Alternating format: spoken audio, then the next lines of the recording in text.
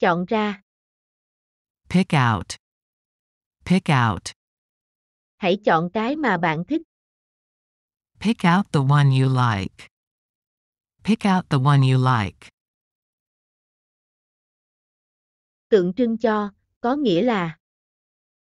Stand for. Stand for. Ngọn đuốc tượng trưng cho tự do. The torch stands for freedom.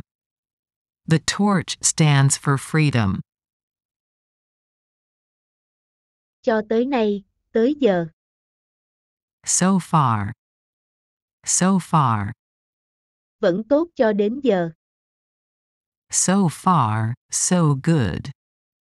So far, so good. Kết thúc. Be over. Be over. Mùa hè đã qua. Summer was over. Summer was over. Tình cờ. By chance. By chance. Họ tình cờ gặp nhau. They met by chance. They met by chance. Cố tình, cố ý. On purpose. On purpose. Tôi cố tình làm vậy đấy. I did it on purpose. I did it on purpose. Làm điều đúng đắn. Do the right thing. Do the right thing. Chúng ta đã làm điều đúng đắn. We did the right thing. We did the right thing. Dạo này. These days. These days. Dạo này tâm trạng tôi hơi tệ. I'm feeling low these days. I'm feeling low these days. Ngay lập tức. At once. At once. Tôi cần nó ngay bây giờ. I need it at once. I need it at once. Quay lại, trở lại. Come back. Come back. Quay lại đây ngay lập tức. Come back here at once. Come back here at once. Qua lại, tới lui. Back and forth.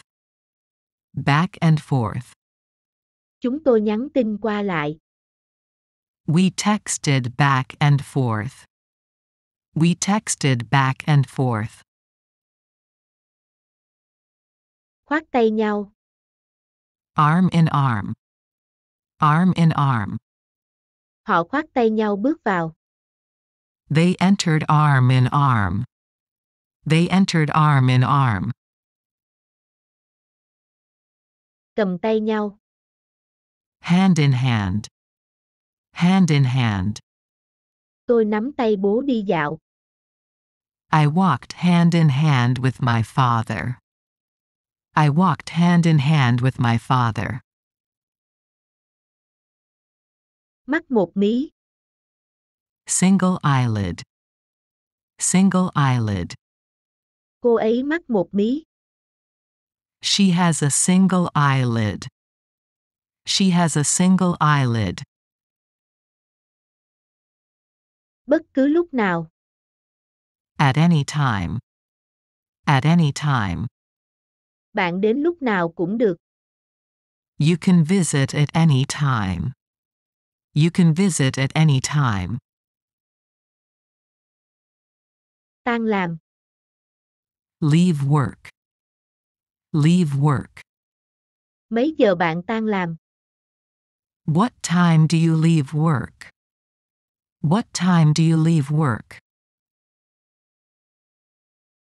Cả ngày. All day, long. All day, long. Trời mưa suốt cả ngày. It rained all day long. It rained all day long. Cúi xuống. Bend down. Bend down. Tôi cúi xuống nhìn nó. I bent down to look at it. I bent down to look at it. Giỏi về. Be good at. Be good at. Anh ấy rất giỏi thể thao. He is very good at sports. He is very good at sports. Bịa ra, nghĩ ra. Make up. Make up. Nghĩ ra vài cái cớ đi. Make up some excuses. Make up some excuses. Trong vô ích. In vain. In vain. Bà ấy đã không chết một cách vô ích. She did not die in vain. She did not die in vain. Giàu, chứa nhiều. High in. High in. Chuối có nhiều chất dinh dưỡng. Bananas are high in nutrients. Bananas are high in nutrients. Nói liên tục, nói không ngừng. Go on and on. Go on and on. Cô ấy cứ nói mãi về chuyến đi. She went on and on about her trip. She went on and on about her trip. Đáng, xứng đáng. Be worth. Be worth. Chờ cũng đáng mà. It was worth the wait. It was worth the wait. Bỏ ra, loại trừ. Leave out. Leave out. Đừng bỏ sót chi tiết nào đấy. Don't leave out a single detail. Don't leave out a single detail. Đuổi theo, chạy theo. Run after. Run after. Chúng ta có nên đuổi theo anh ta không? Should we run after him? Should we run after him? Trong trường hợp. In case of. In case of. Đề phòng lúc khẩn cấp. Be prepared in case of an emergency. Be prepared in case of an emergency. Vội vã, trong cơn vội. In a hurry. In a hurry. Tôi đang vội. I'm in a hurry. I'm in a hurry. Ra ngoài, ra khỏi. Get out of. Get out of. Ra khỏi đây đi. Get out of here. Get out of here. Trên đường. On the way. On the way. Trời mưa trên đường về nhà. It rained on the way back home. It rained on the way back home. Nghỉ ngơi. Put your feet up. Put your feet up. Bạn xứng đáng được nghỉ ngơi mà. You deserve to put your feet up. You deserve to put your feet up. Thoải mái, thư giãn. Loosen up. Loosen up. Bạn cần phải thư giãn và tận hưởng. You need to loosen up and enjoy. You need to loosen up and enjoy. Viết hồi đáp. Write back. Write back. Sao bạn không hồi âm? Why didn't you write back? Why didn't you write back? Vứt, bỏ đi. Throw away. Throw away. Bạn vứt nó đi rồi à? Did you throw it away? Did you throw it away? Thay phiên nhau. Take turns. Take turns. Chúng ta thay phiên nhau ngủ. Take turns sleeping. Take turns sleeping. Hòa hợp, hòa thuận. In harmony. In harmony. Chúng tôi sống hòa thuận. We live in harmony. We live in harmony. Nhìn chung, nói chung. In general. In general. Đàn ông nói chung là như vậy mà. Men are like that in general. Men are like that in general. Đang định, đang chuẩn bị. Be about to. Be about to. Bạn định nói gì? What were you about to say? What were you about to say? Chia tay. Break up. Break up. Sao họ chia tay vậy? Why did they break up? Why did they break up? Bảo vệ khỏi. Protect from. Protect from. Áo khoác này sẽ giúp bạn khỏi lạnh. The coat protects you from the cold. The coat protects you from the cold. Đặt xuống. Put down. Put down. Anh đặt quyển sách xuống. He put down his book. He put down his book.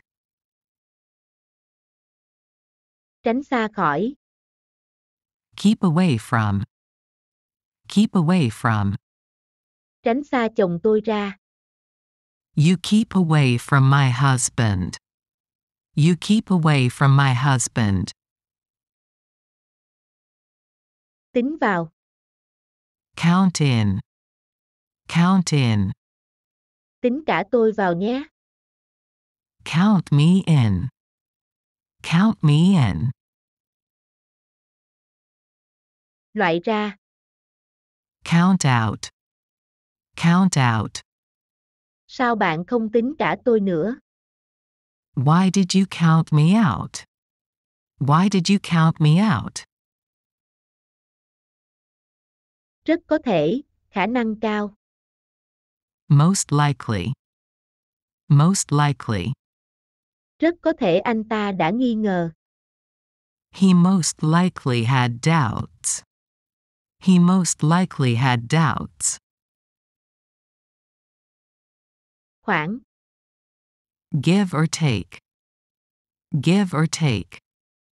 Khoảng, cộng trừ, 1 tiếng.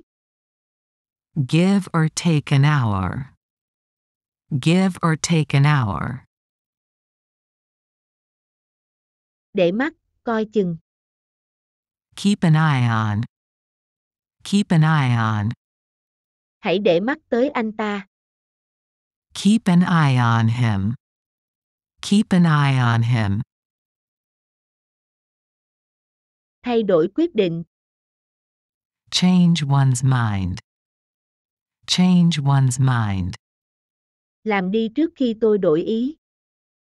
Do it before I change my mind. Do it before I change my mind. Công việc giấy tờ. Paperwork. Paperwork. Tuần sau giấy tờ mới xong. Paperwork goes through next week. Paperwork goes through next week. Ưu điểm và nhược điểm.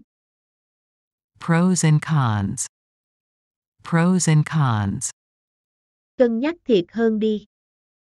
Weigh the pros and cons. Weigh the pros and cons. Những đồ linh tinh, lặt vặt. Odds and ends. Odds and ends. Tôi đã mua trứng và một vài thứ lặt vặt khác. I bought eggs and a few other odds and ends. I bought eggs and a few other odds and ends. Lần đầu tiên. For the first time. For the first time. Lần đầu tiên tôi nhìn thấy tuyết. I saw snow for the first time. I saw snow for the first time. Lịch âm. Lunar calendar. Lunar calendar. Tôi ít khi dùng lịch âm. I rarely use the lunar calendar. I rarely use the lunar calendar. Vài. A few. A few. Vết thương sẽ lành sau vài tuần. The wound will heal in a few weeks.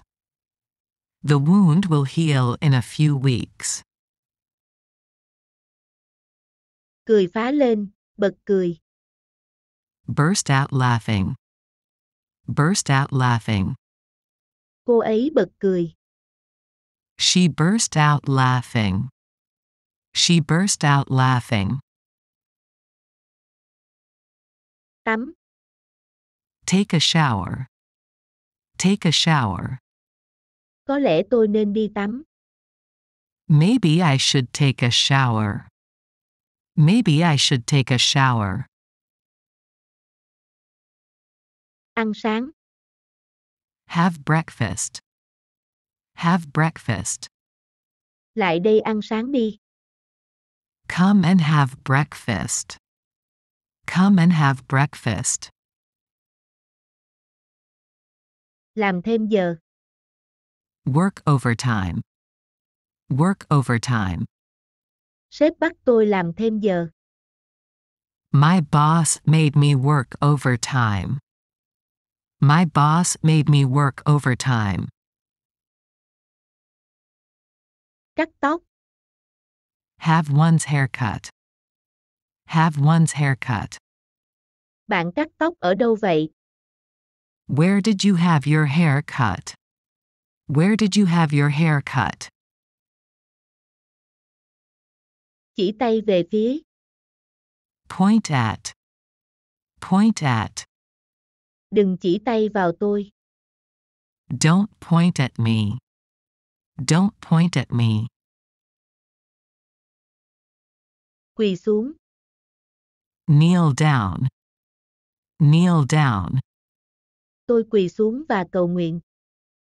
I kneel down and pray. I kneel down and pray. Chấm bi. Polka dot. Polka dot. Cô ấy mặc một chiếc áo sơ mi chấm bi. She wears a polka dot shirt. She wears a polka dot shirt. Loại bỏ tiêu cực khỏi đầu óc. Clear your mind. Clear your mind. Đó là một nơi tuyệt vời để thư giãn đầu óc. It's a great place to clear your mind. It's a great place to clear your mind. Nghỉ ngơi, nghỉ giải lao. Take a break. Take a break. Chúng ta sẽ nghỉ một lát. We're going to take a short break. We're going to take a short break. Thường nhật, hàng ngày. Day to day. Day to day. Ông ấy quản lý công việc kinh doanh hàng ngày. He manages the day-to-day business. He manages the day-to-day business. Đối mặt, trực tiếp.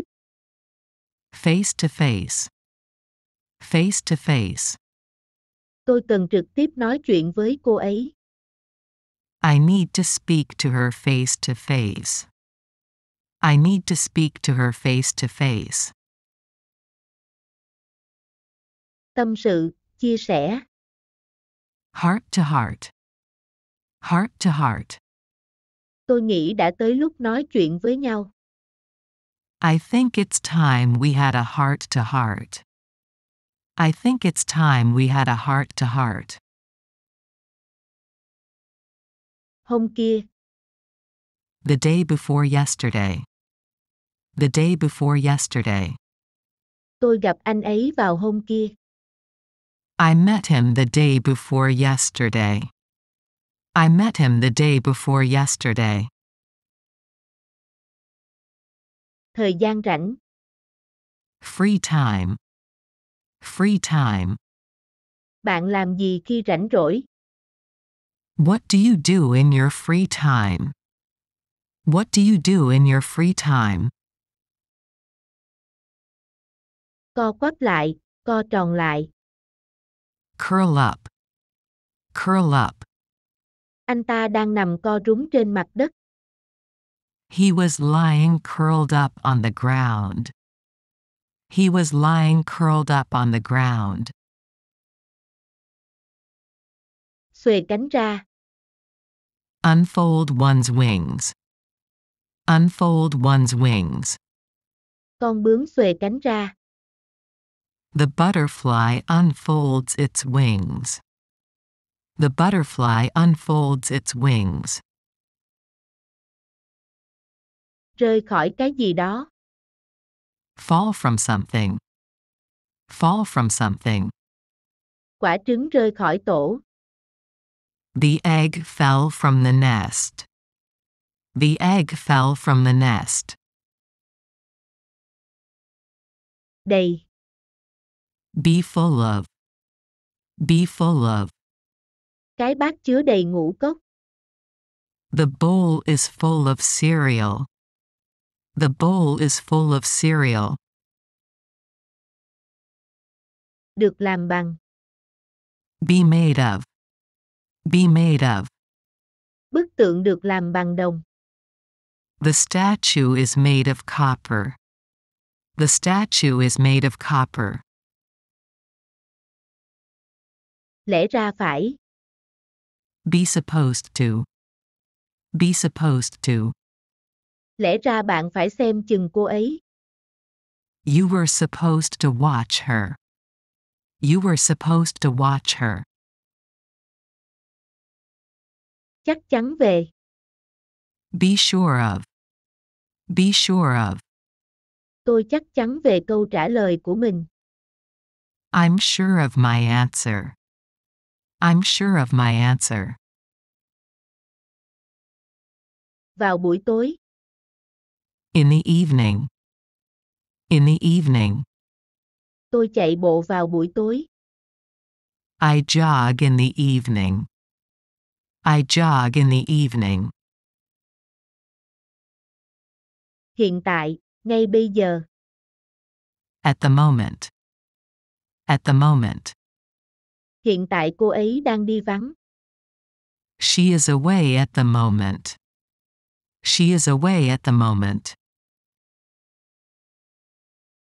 Một ngày nọ, một ngày nào đó. One day. One day. Một ngày nọ, cô ấy bị thương ở lưng. One day, she hurt her back. One day, she hurt her back. Giữa, ngay giữa.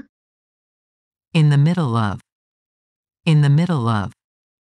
Con gà trống gáy lúc nửa đêm. The rooster crows in the middle of the night. The rooster crows in the middle of the night. Ở phía trước. In front of. In front of. Tôi đứng trước gương. I stand in front of the mirror. I stand in front of the mirror. Rẽ phải. Turn right. Turn right. Rẽ phải ở ngã tư. Turn right at the intersection. Turn right at the intersection. Rất nhiều, số lượng lớn. A large number of. A large number of. Anh ấy có rất nhiều người ủng hộ. He has a large number of supporters. He has a large number of supporters. Đi tàu điện ngầm. Take the subway. Take the subway. Tôi đi tàu điện ngầm đi làm. I take the subway to work. I take the subway to work. Ăn trưa. Have lunch. Have lunch. Bạn ăn trưa lúc nào vậy? When did you have lunch? When did you have lunch? Dắt chó đi dạo. Walk the dog. Walk the dog. Nhớ dắt chó đi dạo nhé. Remember to walk the dog. Remember to walk the dog. Trung tâm động vật hoang dã. Wildlife center. Wildlife center. Tôi sẽ gọi cho trung tâm động vật hoang dã. I'll call the wildlife center. I'll call the wildlife center. Biển báo trên đường. Road sign. Road sign. Biển báo này nghĩa là gì?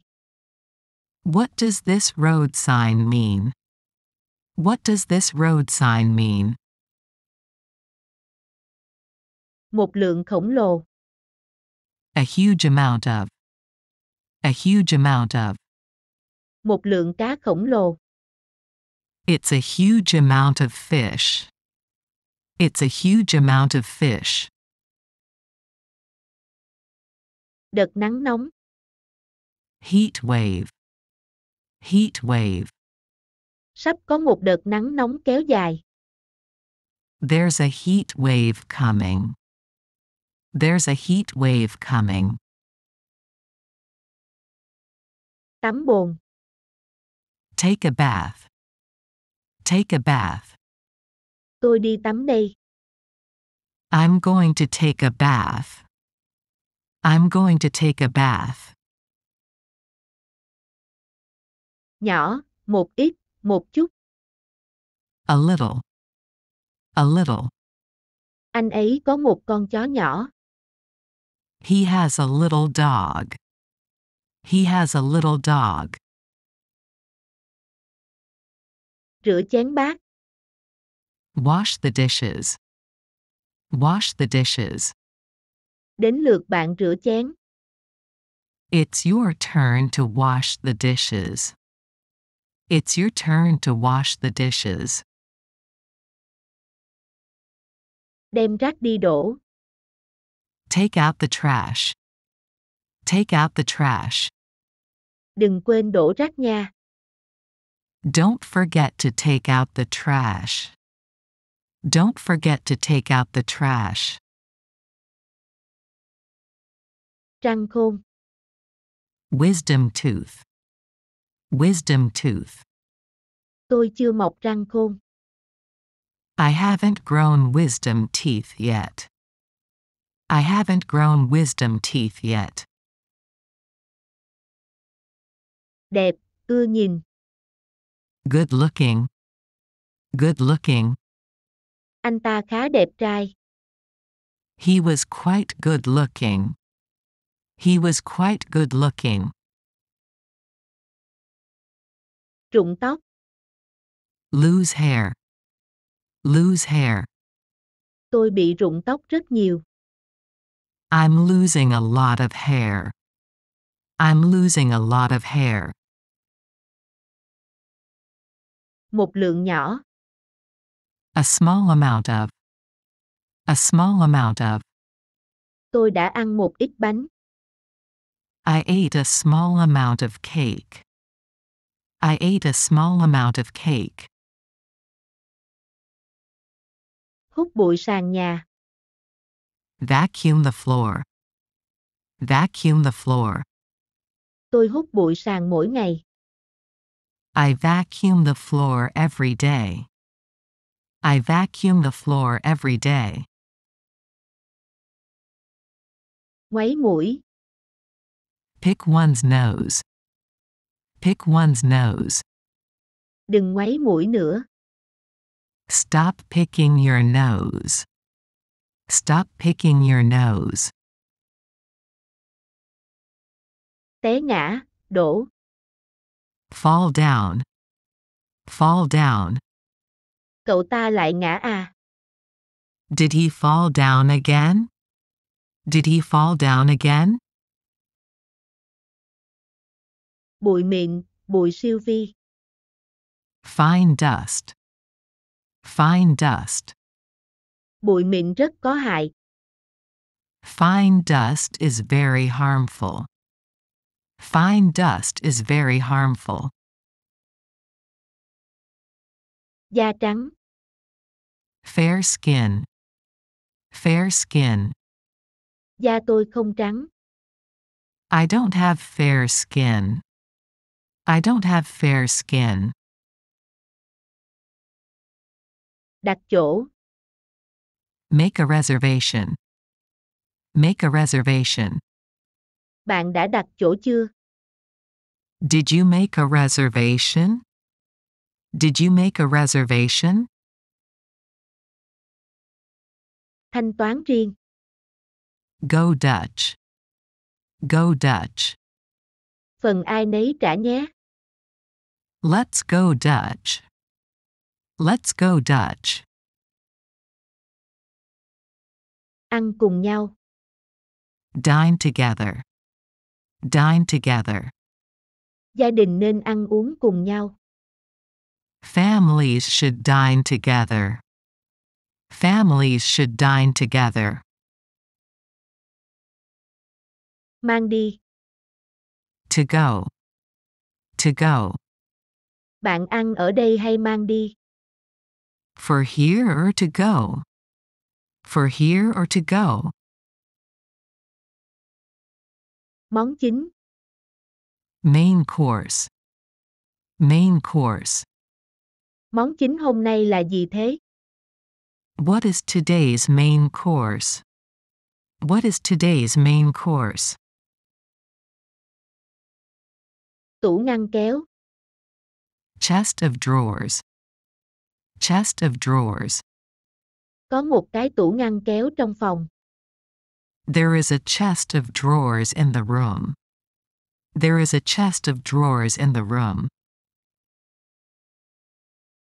bếp từ, Induction cooktop. Induction cooktop.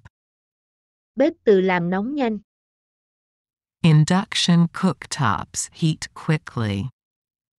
Induction cooktops heat quickly. mặc vào, Put on. Put on. anh ấy đang mặc áo khoác, He was putting on his jacket. He was putting on his jacket. khác với, Be different from. Be different from. sách của ông khác với những cuốn sách khác, His books are different from other books. His books are different from other books. xuất phát, rời đi, Take off. Take off. chúng ta ăn xong sẽ xuất phát, We'll take off after finishing eating. We'll take off after finishing eating. thủ ngữ, ngôn ngữ ký hiệu, Sign language. Sign language. ông ấy cố gắng dạy tôi ngôn ngữ ký hiệu, He tried to teach me sign language. He tried to teach me sign language. loại bỏ, vứt bỏ, Get rid of. Get rid of. chúng ta cần phải loại bỏ cô ta, We need to get rid of her. We need to get rid of her. leo lên, trèo lên, Climb up. Climb up. tôi leo lên thang, I climb up the ladder. I climb up the ladder. cắt giảm thứ gì đó, Cut down on something. Cut down on something. bạn phải cắt giảm cà phê đi, You have to cut down on coffee. You have to cut down on coffee. Cuối cùng. At last. At last. Ước mơ của tôi cuối cùng đã thành hiện thực. My dream came true at last. My dream came true at last. Bỏ lỡ cơ hội. Miss an opportunity. Miss an opportunity. Đừng bỏ lỡ cơ hội. Don't miss the opportunity. Don't miss the opportunity. Bỏ lỡ cơ hội. Miss a chance. Miss a chance. Cô ta không bao giờ bỏ lỡ cơ hội chơi nổi. She never misses a chance to show off. She never misses a chance to show off. Lỡ chuyến xe buýt. Miss the bus. Miss the bus. Tôi sẽ lỡ xe buýt mất. I'm gonna miss the bus. I'm gonna miss the bus. Mưa lớn. Heavy rain. Heavy rain. Mưa lớn gây lũ lụt. Heavy rain caused floods. Heavy rain caused floods. Khối lượng công việc nhiều. Heavy workload. Heavy workload. Tôi bị quá tải với khối lượng công việc nhiều. I'm overwhelmed with a heavy workload. I'm overwhelmed with a heavy workload. Hoàn toàn có khả năng. Perfectly capable. Perfectly capable. Hoàn toàn có khả năng cô ấy bị lạc. She's perfectly capable of getting lost. She's perfectly capable of getting lost. Mặc thử, thử quần áo. Try on. Try on. Tôi mặc thử cái này được không? Can I try this on? Can I try this on? Dựng lên, thiết lập. Set up. Set up. Chúng tôi dựng lều. We set up our tent. We set up our tent. Cắt bỏ, cắt đi. Cut off. Cut off. Họ cắt bỏ những cành thấp nhất của cây. They cut off the tree's lowest branches. They cut off the tree's lowest branches. Ghé qua, tạt qua. Come by. Come by. Tôi sẽ ghé qua sau bữa tối. I will come by after dinner. I will come by after dinner. Gọi điện. Call up. Call up. Tôi gọi điện cho bố mẹ tôi mỗi ngày. I call up my parents every day. I call up my parents every day. Chờ đã, khoan đã. Hold on. Hold on. Chờ tôi một giây. Hold on a sec. Hold on a sec. Nghe nói về điều gì? Hear of. Hear of. Bạn đã bao giờ nghe đến nó chưa? Have you ever heard of it? Have you ever heard of it? Cúp điện thoại. Hang up. Hang up. Chờ đã, đừng cúp máy. Wait, don't hang up. Wait, don't hang up. Nộp, đệ trình. Hand in. Hand in. Tôi quên mất không nộp bài luận rồi. I forgot to hand in the essay. I forgot to hand in the essay. Lớn lên, trưởng thành. Grow up. Grow up. Trẻ con lớn nhanh thật.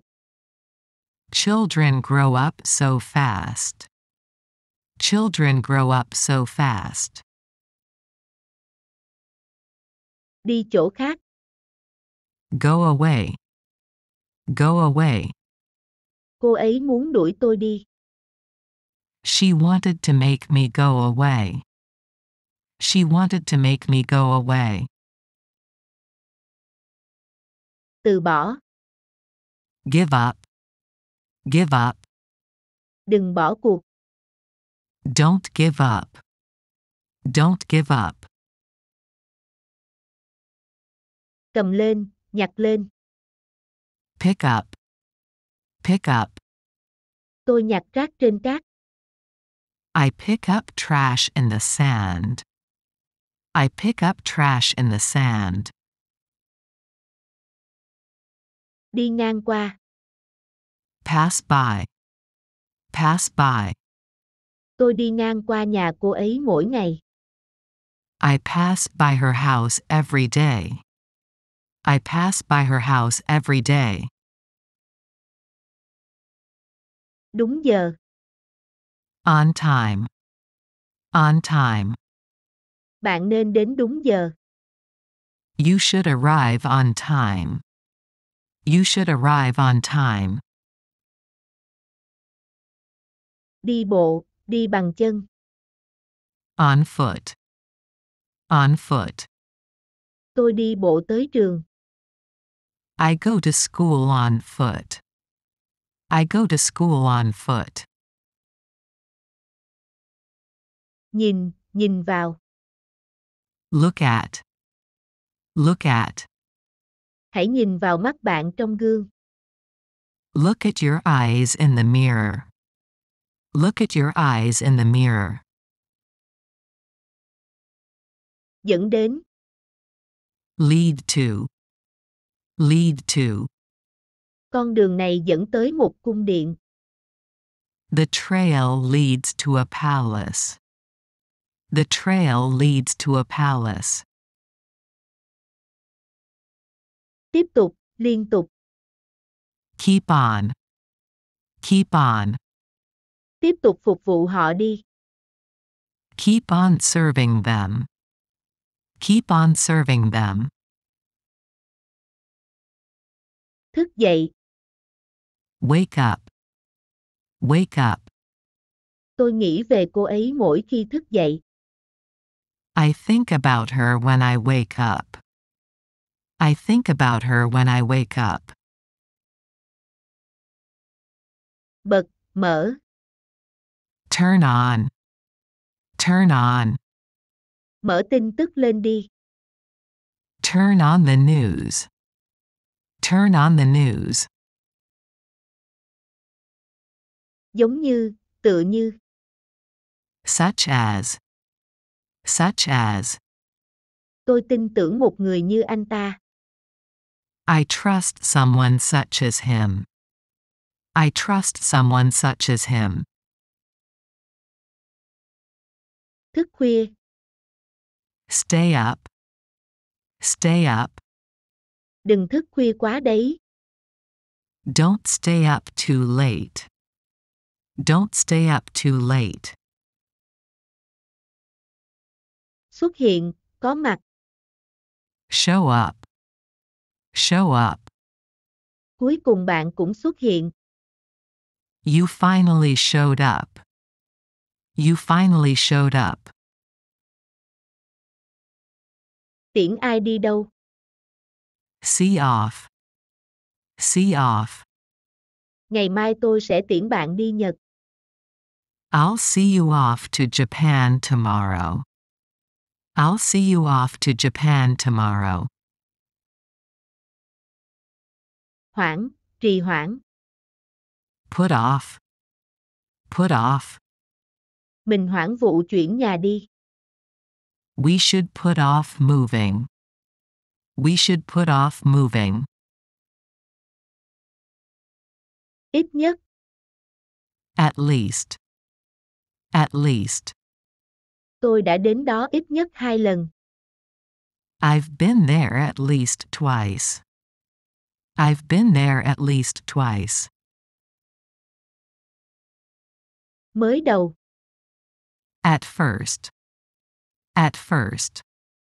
Ban đầu tôi thấy sợ hãi. At first, I was afraid.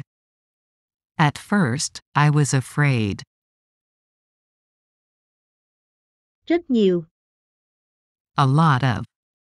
A lot of. Tối nay tôi rất vui. I had a lot of fun tonight. I had a lot of fun tonight. Xa so với. Far from. Far from.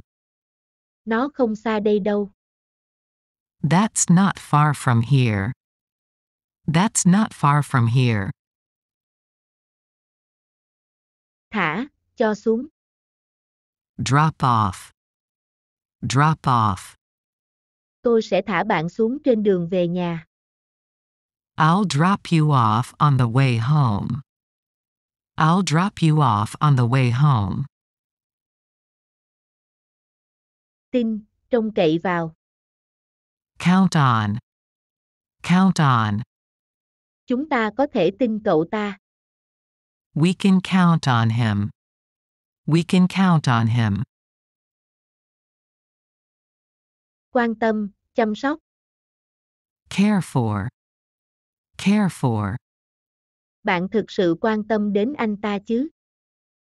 Do you really care for him? Do you really care for him? Hủy, hoãn. Call off. Call off. Chúng ta phải hoãn đám cưới thôi. We had to call off the wedding. We had to call off the wedding. Mang vào. Bring in. Bring in. Đưa người mới vào đi. Bring in someone new. Bring in someone new. Thổi bay, dập tắt. Blow out. Blow out. Thổi tắt nến đi. Blow out the candles. Blow out the candles. Khỏe lại, đỡ bệnh. Get well. Get well. Chóng bình phục nhé. Get well soon. Get well soon. Chắc chắn. For sure. For sure. Chắc chắn đó là nói dối. That's for sure the lie. That's for sure the lie. Tìm hiểu, tìm ra. Find out. Find out. Tôi sẽ tìm ra sự thật. I will find out the truth. I will find out the truth. Ngất đi, ngất xỉu. Pass out. Pass out. Sao cô ấy lại ngất xỉu vậy? Why did she pass out? Why did she pass out? Tìm, tìm kiếm. Look for. Look for. Tôi sẽ đi tìm ông ta. I'll look for him. I'll look for him. Cười, cười nhạo. Laugh at. Laugh at. Cô ấy sẽ cười tôi. She'll laugh at me. She'll laugh at me. Chờ đợi. Wait for. Wait for. Tôi sẽ đợi bạn ở bên ngoài. I'm going to wait for you outside.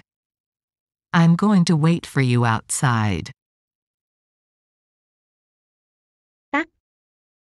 Turn off. Turn off. Tắt cái này thế nào nhỉ? How do you turn this thing off? How do you turn this thing off? Kiên trì, Tiếp tục. Stick to. Stick to. Cứ theo kế hoạch đi. We stick to the plan. We stick to the plan. Bị thương, tổn thương. Get hurt. Get hurt. Tôi không muốn bạn bị thương. I wouldn't want you to get hurt. I wouldn't want you to get hurt. Nôn, ói. Throw up. Throw up. Tôi nghĩ mình sắp nôn rồi. I think I'm gonna throw up. I think I'm gonna throw up. Bị ngứa. Be itchy. Be itchy. Mí mắt của tôi hơi ngứa. My eyelid is a little itchy. My eyelid is a little itchy. Đến nơi. Arrive at. Arrive at. Hai người đến cùng một lúc à? Do you two arrive at the same time? Do you two arrive at the same time? Và vân vân. And so on. And so on. Tôi thích táo, nho, vân vân.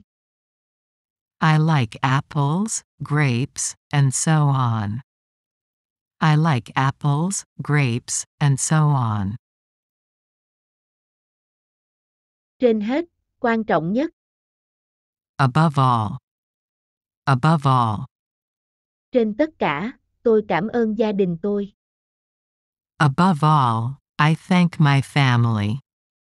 Above all, I thank my family. Một cặp, một đôi. A pair of. A pair of. Làm một đôi giày phải mất nhiều ngày. Making a pair of shoes takes days. Making a pair of shoes takes days. Cảm thấy muốn. Feel like. Feel like. Tôi không muốn ăn gì cả. I don't feel like eating.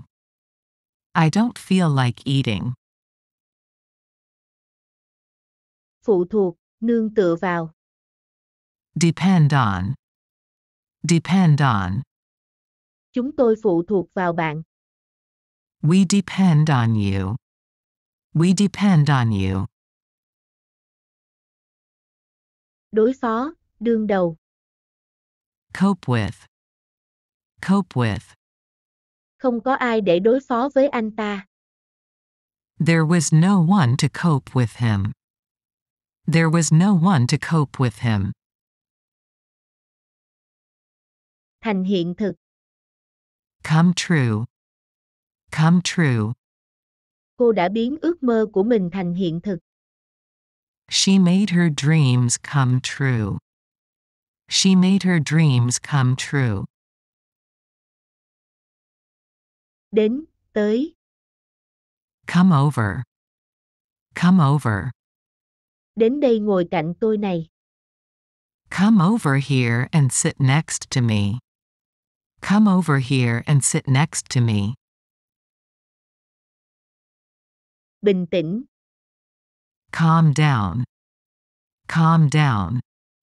Tôi phải đợi anh ấy bình tĩnh lại.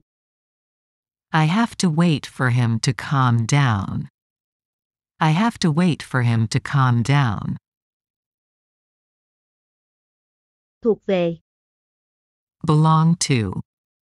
Belong to. Mảnh đất đó thuộc về anh ta. That land belonged to him. That land belonged to him. Nghe tin từ. Hear from. Hear from. Tôi đang đợi tin từ anh ta. I'm waiting to hear from him. I'm waiting to hear from him. Trả lại. Give back. Give back. Trả nó đây. Give it back. Give it back. Cho đi, phát thưởng. Give away. Give away. Tôi đã quyết định đem cho hết tiền. I've decided to give away my fortune. I've decided to give away my fortune. Trông giống, nhìn giống. Look like. Look like. Con bướm trông giống như một chiếc lá khô.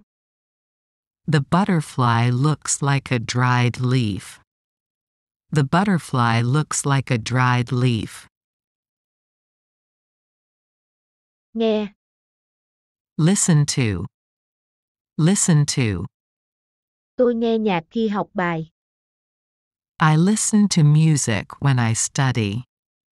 I listen to music when I study. Cẩn thận, coi chừng. Watch out. Watch out. Bạn nên cẩn thận đó. You better watch out. You better watch out. Nói chuyện, bàn bạc. Talk over. Talk over. Vừa ăn tối vừa nói chuyện nào. Let's talk over dinner. Let's talk over dinner. Chậm lại. Slow down. Slow down. Chậm lại một chút thôi. Slow down just a little bit.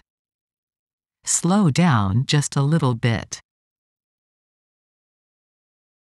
Thích, quý mến. Be fond of. Be fond of. Bà ấy rất yêu quý cậu ta. She's very fond of him. She's very fond of him. Nhân tiện, tiện thể. By the way. By the way. Nhân tiện, mấy giờ rồi nhỉ? By the way, what time is it? By the way, what time is it? Tự, một mình. By oneself. By oneself. Tôi đi một mình. I went by myself. I went by myself. Bởi vì. Because of. Because of. Tôi căng thẳng vì kỳ thi. I'm stressed because of the exam. I'm stressed because of the exam. Có lý, hợp lý. Make sense. Make sense. Không hợp lý chút nào. It doesn't make sense. It doesn't make sense. Ngưỡng mộ, tôn trọng. Look up to. Look up to.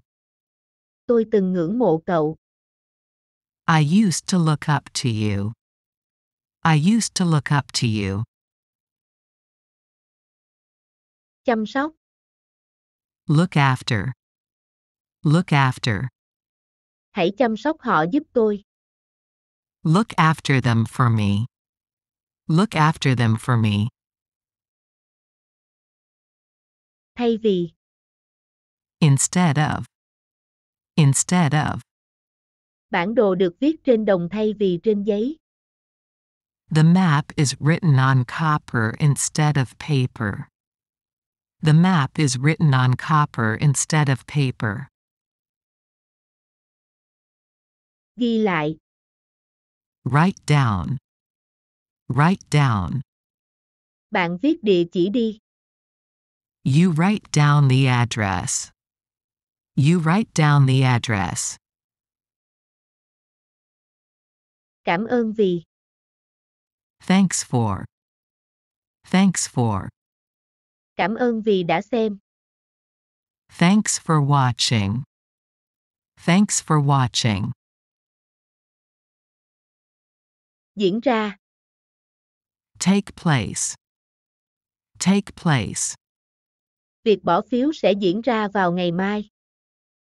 Voting will take place tomorrow. Voting will take place tomorrow. Hết, dùng hết. Run out of. Run out of. Chúng ta sắp hết tiền mặt rồi. We're about to run out of cash. We're about to run out of cash. Bị hỏng. Break down. Break down. Xe của bạn bị hỏng à? Did your car break down? Did your car break down? Nhịp tim. Heart rate. Heart rate. Nhịp tim của tôi tăng lên 140. My heart rate was running at 140. My heart rate was running at 140. Cầu hôn. Propose to. Propose to. Bạn cầu hôn cô ấy thử đi. Why don't you propose to her? Why don't you propose to her? Cãi nhau với. Argue with. Argue with. Tôi không muốn cãi với bạn. I don't want to argue with you. I don't want to argue with you. Lặng lẽ, không nói gì. In silence. In silence. Mọi người ngồi im chờ đợi. Everyone waited in silence. Everyone waited in silence. Sẵn sàng để làm gì? Be ready to. Be ready to. Tôi đã sẵn sàng rời đi. I'm ready to leave. I'm ready to leave. Tự hào về. Be proud of. Be proud of. Chúng tôi đều tự hào về bạn. We are all proud of you. We are all proud of you. Muộn. Be late for. Be late for. Bạn đã trễ ca của bạn. You're late for your shift. You're late for your shift. Kết quả, hậu quả. As a result. As a result. Kết quả là rác thải trôi ra sông. As a result, trash ends up in rivers.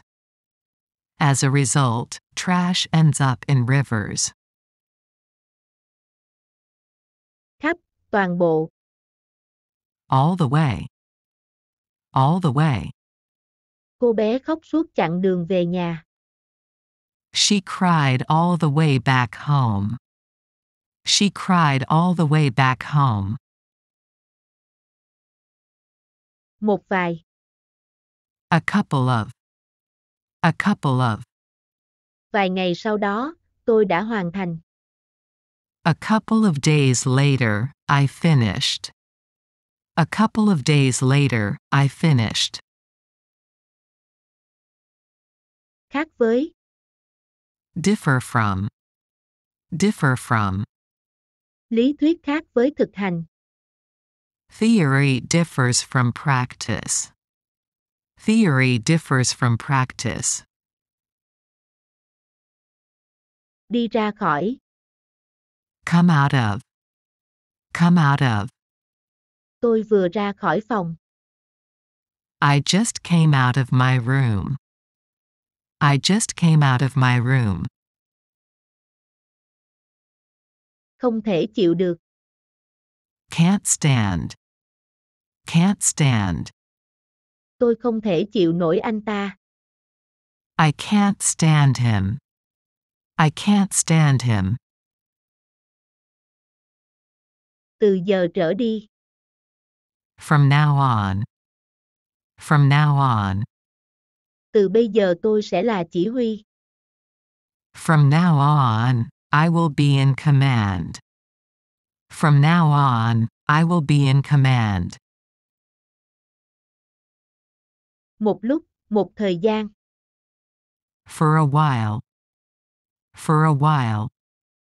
Tôi quan sát cô ấy một lúc.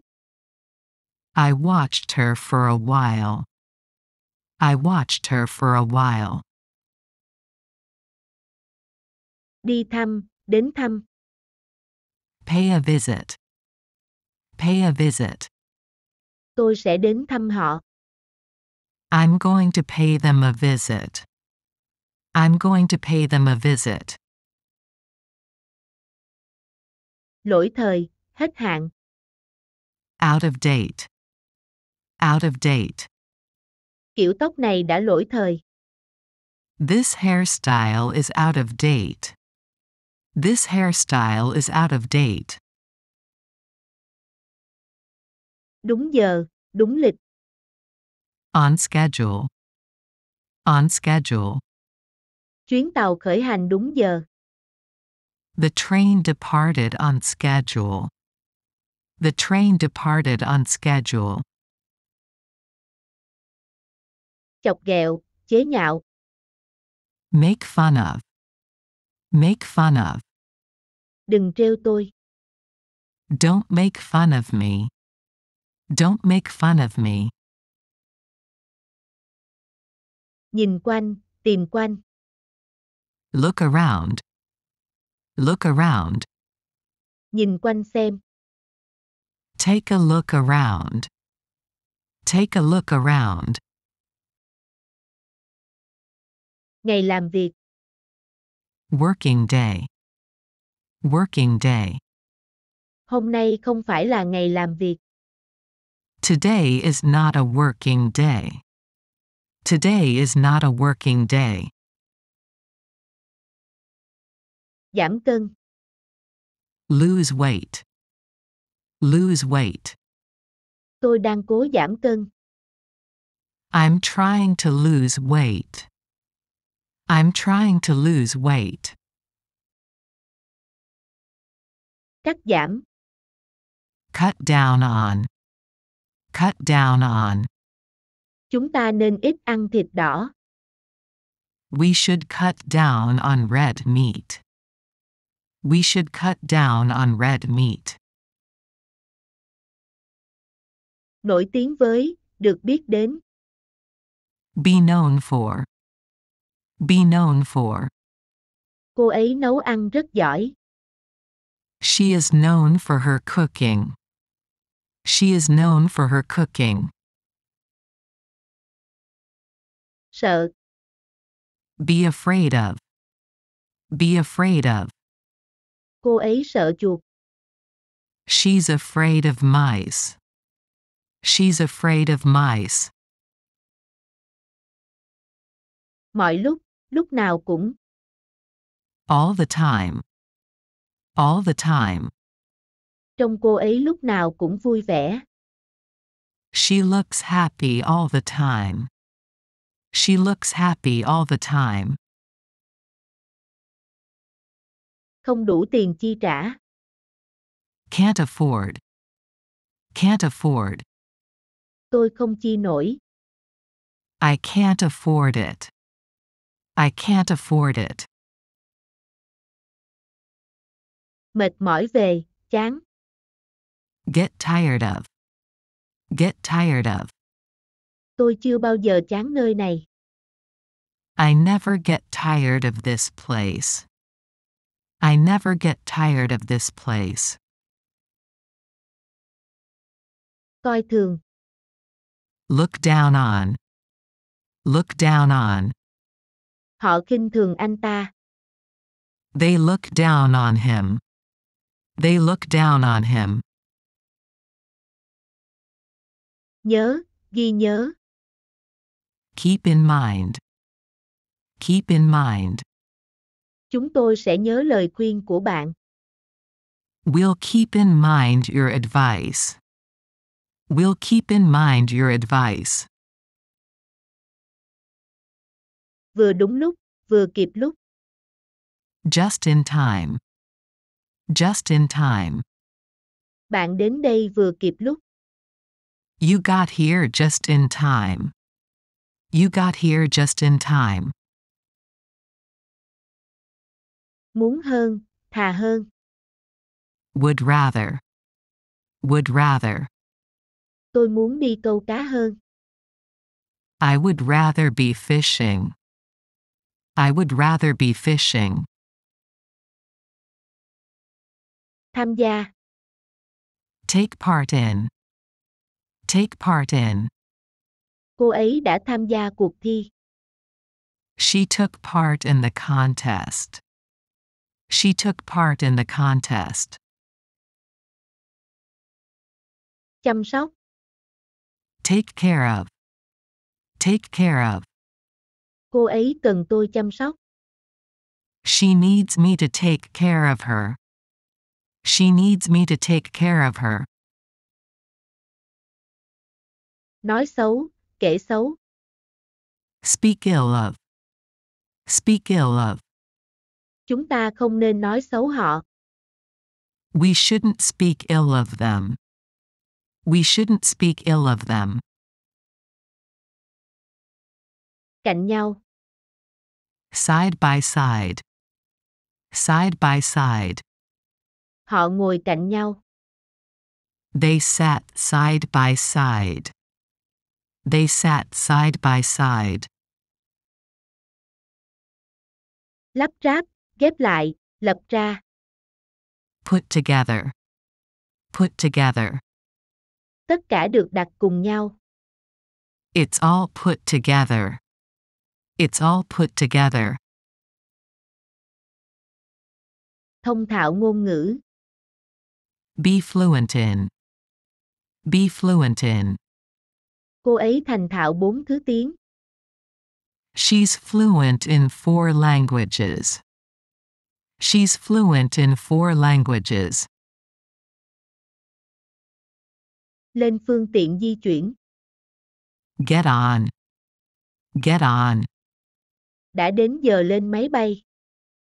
It's time to get on a plane. It's time to get on a plane. Tan làm. Get off work. Get off work. Chiều nay bạn có thể về sớm được không? Can you get off early this afternoon? Can you get off early this afternoon? Mặc. Be dressed in. Be dressed in. Cô ấy mặc đồng phục. She was dressed in a uniform. She was dressed in a uniform. Nóng lòng, trông đợi. Be anxious to. Be anxious to. Tôi nóng lòng muốn biết chuyện gì đã xảy ra. I was anxious to hear what had happened. I was anxious to hear what had happened. Tức giận với. Be angry with. Be angry with. Đừng giận thằng bé. Don't be angry with the boy. Don't be angry with the boy. Trên đỉnh, đứng đầu. At the top of. At the top of. Tôi chắc là bạn nằm đầu danh sách. I'm sure you're at the top of the list. I'm sure you're at the top of the list. Làm hết sức. Do one's best. Do one's best. Tôi sẽ cố hết sức. I'll do my best. I'll do my best. Theo kịp, bắt kịp. Catch up with. Catch up with. Tôi chạy để đuổi kịp anh ấy. I ran to catch up with him. I ran to catch up with him.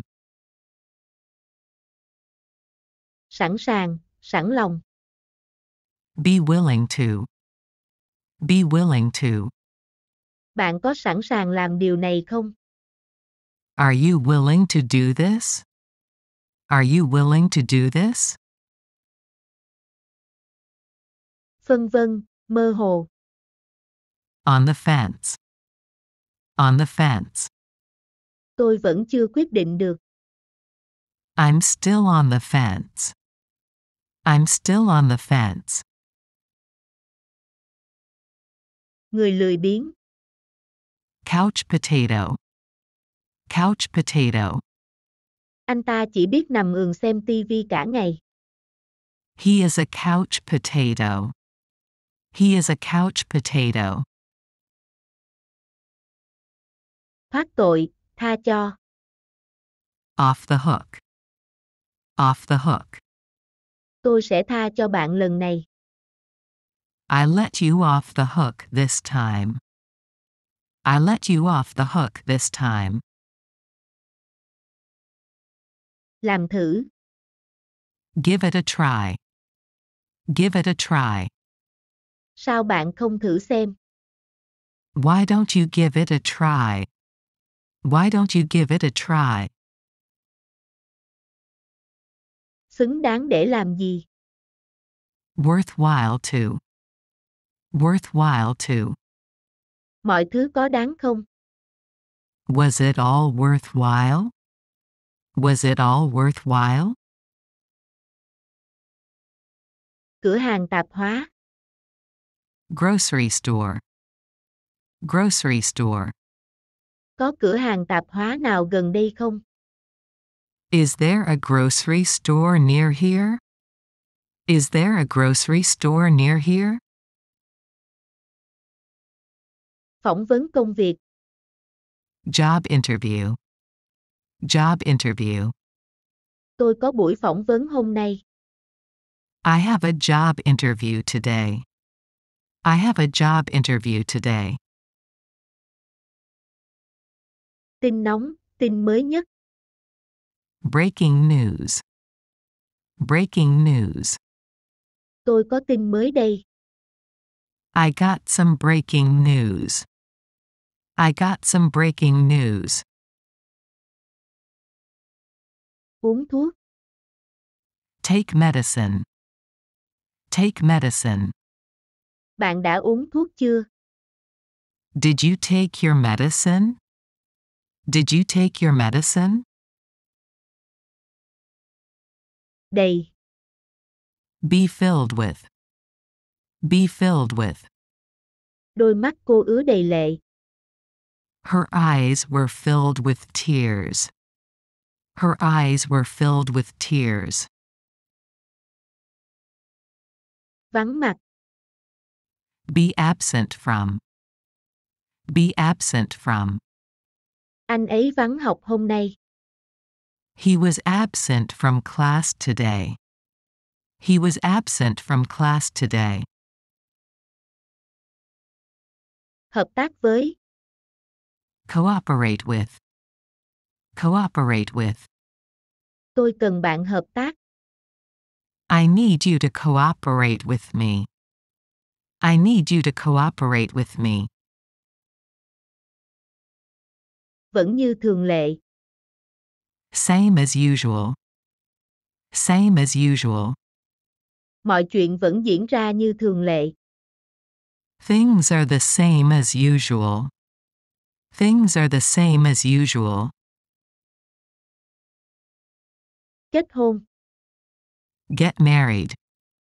Get married. Tôi sẽ kết hôn trong năm nay. I'm going to get married this year. I'm going to get married this year. Tránh xa khỏi. Keep away from. Keep away from. Giữ thứ đó tránh xa tôi ra. Keep that thing away from me. Keep that thing away from me. Giờ mở cửa, giờ làm việc. Business hours. Business hours. Không dùng điện thoại trong giờ làm việc. Don't use your phone during working hours. Don't use your phone during working hours. Làm việc tại nhà. Work from home. Work from home. Tôi có thể làm việc tại nhà. I can work from home. I can work from home. Đổi tiền. Exchange money. Exchange money. Ở đây bạn có đổi tiền không? Do you exchange money here? Do you exchange money here? Đột nhiên, tự dưng. All of a sudden. All of a sudden. Đột nhiên, gió đổi chiều. All of a sudden, the wind shifted. All of a sudden, the wind shifted. Làm đi làm lại. Again and again. Again and again. Anh ta viết đi viết lại. He wrote again and again. He wrote again and again. Cách đây rất lâu, ngày trước. A long time ago. A long time ago. Chuyện đó đã xảy ra cách đây rất lâu. It happened a long time ago. It happened a long time ago. Trải dài từ. Stretch from. Stretch from. Nó trải dài từ Bắc tới Nam. It stretches from north to south. It stretches from north to south. Phần lớn. Much of. Much of. Phần lớn băng đang tan chảy. Much of the ice is melting. Much of the ice is melting. Cây lương thực. Food crop. Food crop. Anh ấy thu thập hạt giống từ các cây lương thực. He collected seeds from food crops. He collected seeds from food crops. Ngày lễ quốc gia. National holiday. National holiday. Đây là ngày lễ quốc gia ở Nhật. It's a national holiday in Japan. It's a national holiday in Japan. Thêm vào, cộng vào. Add to. Add to. 1 cộng 1 bằng bao nhiêu? What's one added to one? What's one added to one? Phù hợp, rất thích hợp. Be cut out for. Be cut out for. Tôi không hợp với việc này. I'm not cut out for it. I'm not cut out for it. Sắp xếp có thứ tự, sắp xếp theo thứ tự. Be in order. Be in order. Mọi thứ đều đâu vào đấy. Everything is in order. Everything is in order. Đồng ý, tán thành. Agree with. Agree with. Tôi đồng ý với bạn. I agree with you. I agree with you. Đột nhiên khóc thét lên. Burst into tears. Burst into tears. Tôi đã òa khóc. I burst into tears. I burst into tears. Không thể ra khỏi được. Be caught up. Be caught up. Tôi bị kẹt xe. I was caught up in traffic. I was caught up in traffic. Còn đỡ hơn là không có. Be better than nothing. Be better than nothing. Có còn hơn không? It's better than nothing. It's better than nothing. Ngủ gật. Doze off. Doze off. Tôi đã ngủ gật à. Did I doze off? Did I doze off? Hoàn toàn mới, mới tinh. Brand new. Brand new. Anh ấy mới mua một chiếc xe mới toanh. He bought a brand new car. He bought a brand new car. Ở xa. Far away. Far away. Đó là một nơi rất xa. It's somewhere far away. It's somewhere far away. Hiểu rõ, làm rõ. Figure out. Figure out. Bạn tìm ra nó là gì chưa? Did you figure out what it was? Did you figure out what it was? Liên tiếp, liên tục. In a row. In a row. Anh ta vắng mặt 3 ngày liền. He was absent 3 days in a row. He was absent 3 days in a row. Gọi nhầm số điện thoại. Wrong number. Wrong number. Bạn gọi nhầm số rồi. You have the wrong number. You have the wrong number.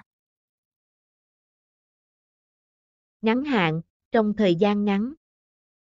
Short term. Short term. Tôi sẽ giải quyết nhanh thôi. I'll settle in the short term. I'll settle in the short term. Nghĩ lại, quan điểm khác. Second thought. Second thought. Nghĩ đi nghĩ lại tôi nên đi một mình. On second thought, I should go alone. On second thought, I should go alone. Thủ tục hành chính rườm rà. Red tape. Red tape. Nơi nào cũng có quan liêu.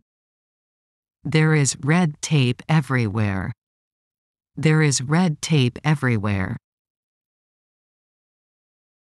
Không cần thiết. No need. No need. Không cần phải giải thích. No need to explain.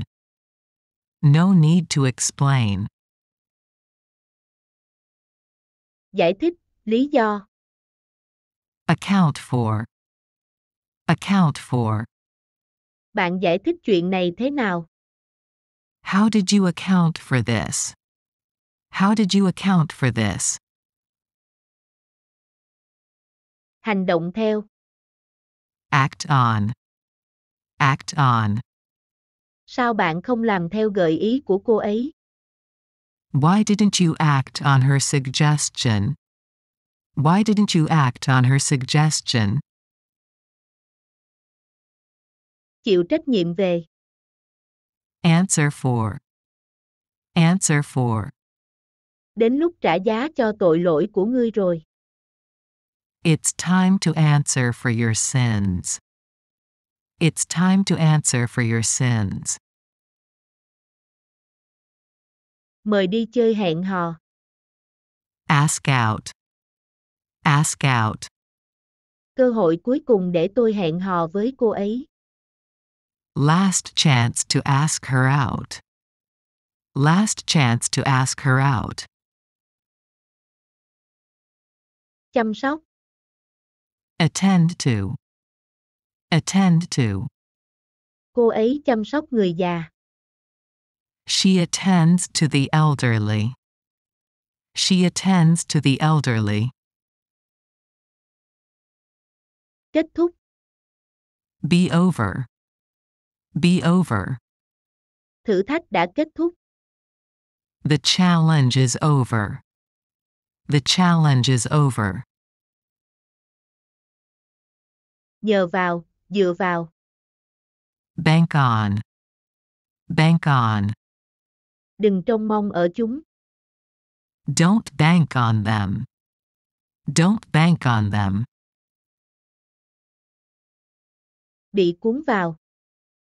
Be caught up in. Be caught up in. Tôi không muốn bạn dính líu chuyện này. I don't want you caught up in this. I don't want you caught up in this. Tin tưởng. Believe in. Believe in. Bạn tin vào điều gì? What do you believe in? What do you believe in? Qua đi. Blow over. Blow over. Vụ bê bối sẽ sớm trôi qua thôi. The scandal will soon blow over. The scandal will soon blow over. Đè nén, kiềm chế. Bottle up. Bottle up. Tôi không muốn kìm nén cơn giận. I don't want to bottle up my anger. I don't want to bottle up my anger.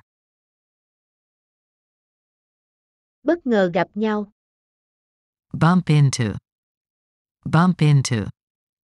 Tôi tình cờ gặp cô ấy. I just bumped into her. I just bumped into her. Thiêu trụi. Burn down. Burn down. Nhà kho bị cháy rụi. The barn burned down. The barn burned down. Đột nhiên xuất hiện.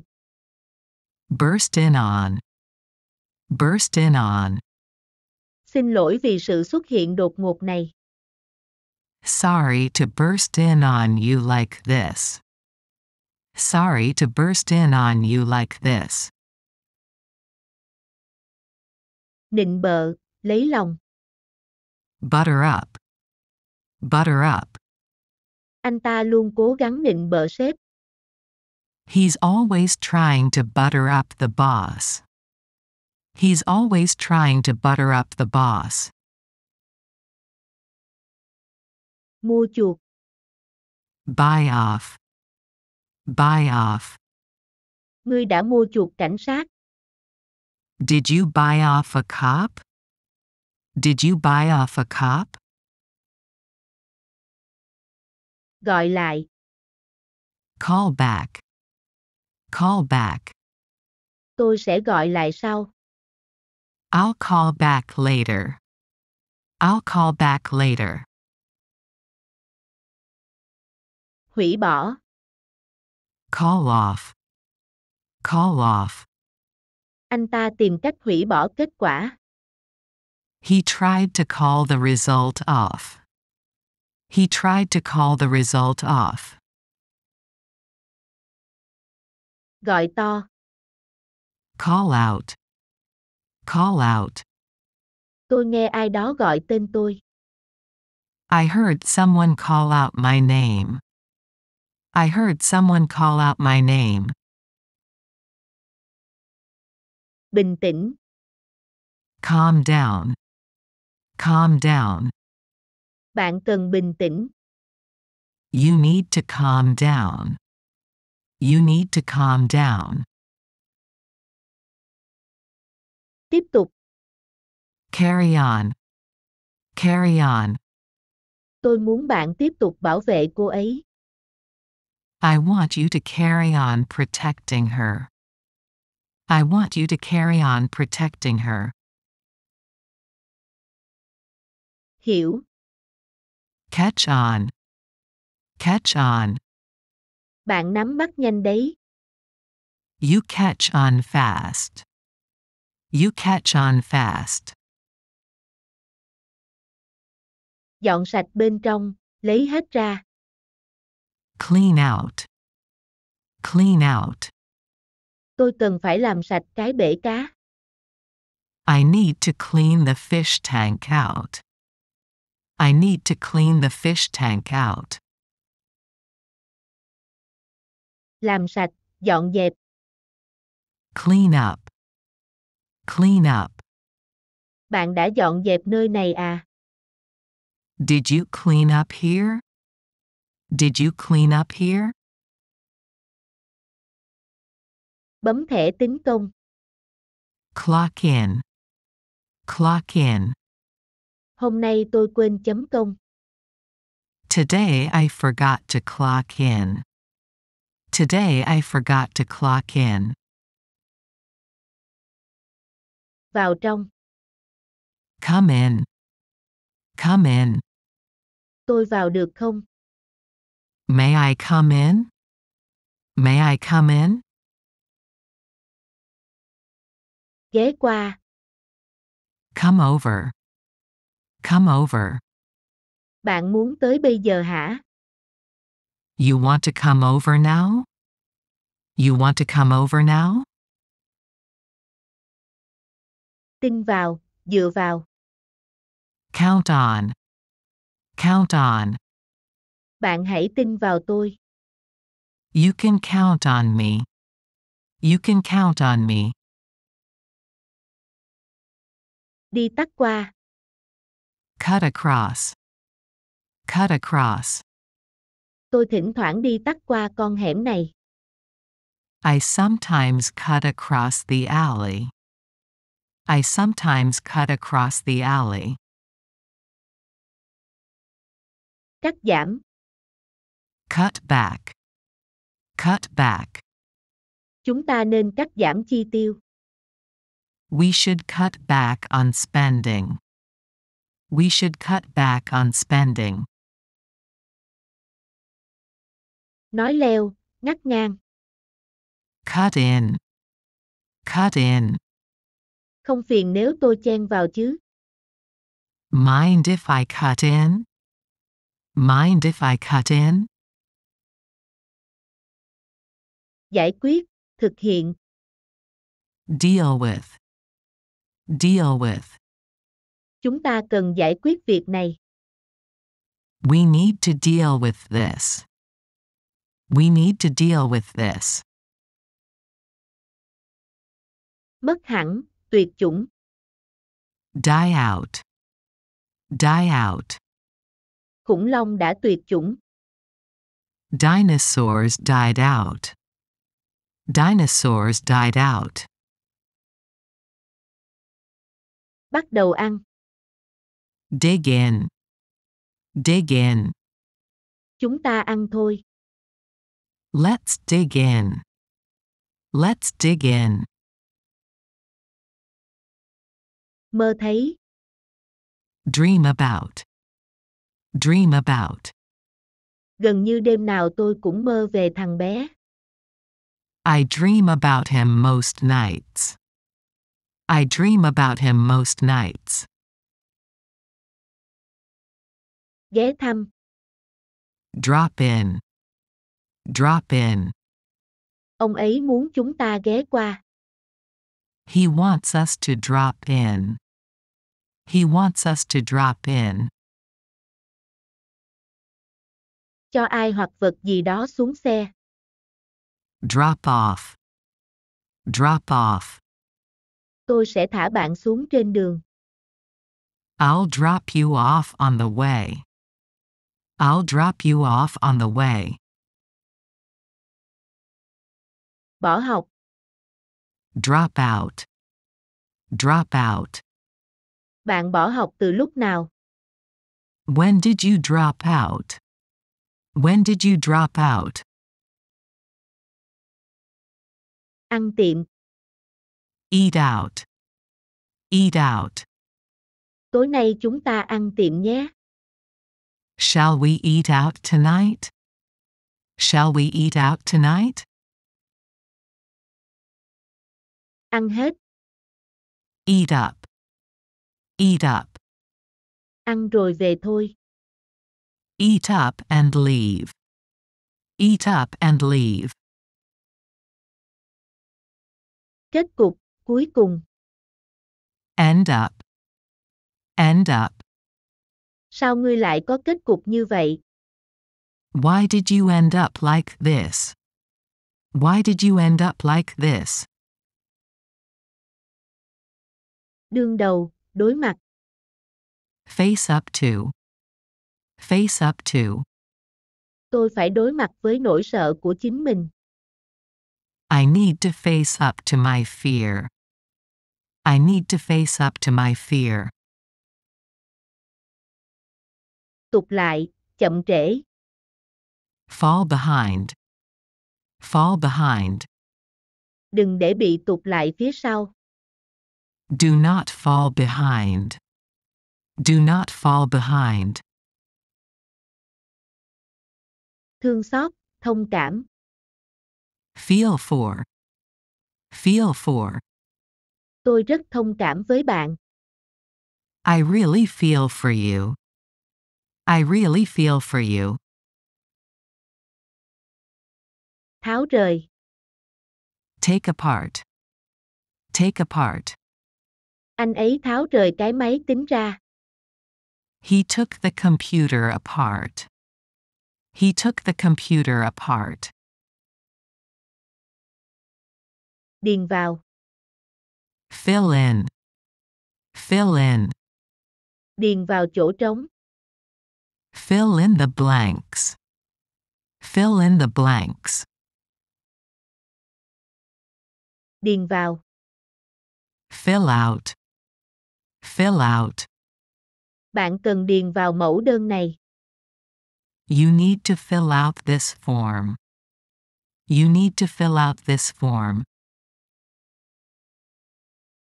Đổ đầy, làm đầy. Fill up. Fill up. Nhét đầy túi đó đi. Fill up the bag. Fill up the bag. Phát hiện ra, tìm ra. Find out. Find out. Làm sao bạn phát hiện ra? How did you find out? How did you find out? Hoàn thành xong. Finish up. Finish up. Để mẹ làm nốt. I'll finish up. I'll finish up. Thi rớt. Flunk out. Flunk out. Cô ấy thi trượt trường mỹ thuật. She flunked out of art school. She flunked out of art school. Tập trung vào. Focus on. Focus on. Anh ấy cần tập trung vào công việc. He needs to focus on work. He needs to focus on work. Tìm hiểu thêm. Follow up. Follow up. Tôi sẽ lần theo đầu mối này. I'll follow up on this clue. I'll follow up on this clue. Cực kỳ xúc động. Freak out. Freak out. Cô ấy sẽ phát hoảng khi thấy cái này. She's going to freak out when she sees this. She's going to freak out when she sees this. Tắm rửa thay quần áo. Freshen up. Freshen up. Tôi cần chỉnh trang lại. I need to freshen up. I need to freshen up. Hòa thuận. Get along. Get along. Bạn có nghĩ chúng ta sẽ hợp nhau không? Do you think we'll get along? Do you think we'll get along? Thoát khỏi, tránh xa. Get away. Get away. Tôi chỉ muốn thoát khỏi đó. I just wanted to get away from there. I just wanted to get away from there. Không bị phạt. Get away with. Get away with. Ngươi sẽ không thoát tội đâu. You won't get away with it. You won't get away with it. Trở lại, trở về. Get back. Get back. Trở về vị trí ngay. Get back in position. Get back in position. Quay lại với nhau. Get back together. Get back together. Tôi không thể quay lại với cô ấy. I can't get back together with her. I can't get back together with her. Tiếp tục. Get on with. Get on with. Kể tiếp đi. Get on with the story. Get on with the story. Vượt qua, khắc phục. Get over. Get over. Quên cô ấy đi. Get over her. Get over her. Tụ họp. Get together. Get together. Hàng nghìn con chim tập hợp lại. Thousands of birds get together. Thousands of birds get together. Ngủ dậy, đứng dậy. Get up. Get up. Đứng dậy, nổi không? Get up, can't ya? Get up, can't ya? Hoàn lại, trả lại. Give back. Give back. Trả nó lại cho tôi. Give it back to me. Give it back to me. Nhượng bộ, chịu thua. Give in. Give in. Tốt hơn hết là nhường họ. It's better to give in. It's better to give in. Tỏa ra, phát ra. Give off. Give off. Họ tỏa ra năng lượng tích cực. They give off positive energy. They give off positive energy. Phân phát. Give out. Give out. Họ đang phát vé xem xiếc miễn phí. They're giving out free tickets to the circus. They're giving out free tickets to the circus. Đi vào. Go in. Go in. Tôi không muốn vào đó đâu. I don't want to go in there. I don't want to go in there. Điều tra, kiểm tra cẩn thận. Go into. Go into. Bạn không cần phải tìm hiểu quá khứ của tôi. You needn't go into my past. You needn't go into my past. Lớn lên, trưởng thành. Grow up. Grow up. Cậu bé có thể lớn lên ở đó. The boy can grow up there. The boy can grow up there. Khoan, chờ. Hang on. Hang on. Khoan đã, bạn khoan đi đã. Hang on, don't go yet. Hang on, don't go yet. Đi chơi với ai, dành thời gian. Hang out. Hang out. Bạn có muốn đi chơi với tôi không? Do you want to hang out with me? Do you want to hang out with me? Gác máy, cúp máy. Hang up. Hang up. Tôi phải cúp máy đây. I've got to hang up. I've got to hang up. Nghe đến, biết đến. Hear of. Hear of. Bạn đã nghe về nó chưa? Did you ever hear of it? Did you ever hear of it? Đưa ra. Hold out. Hold out. Chìa tay ra nào. Hold out your hand. Hold out your hand. Ngăn không cho làm. Keep from. Keep from. Tôi sẽ giữ bí mật với cô ấy.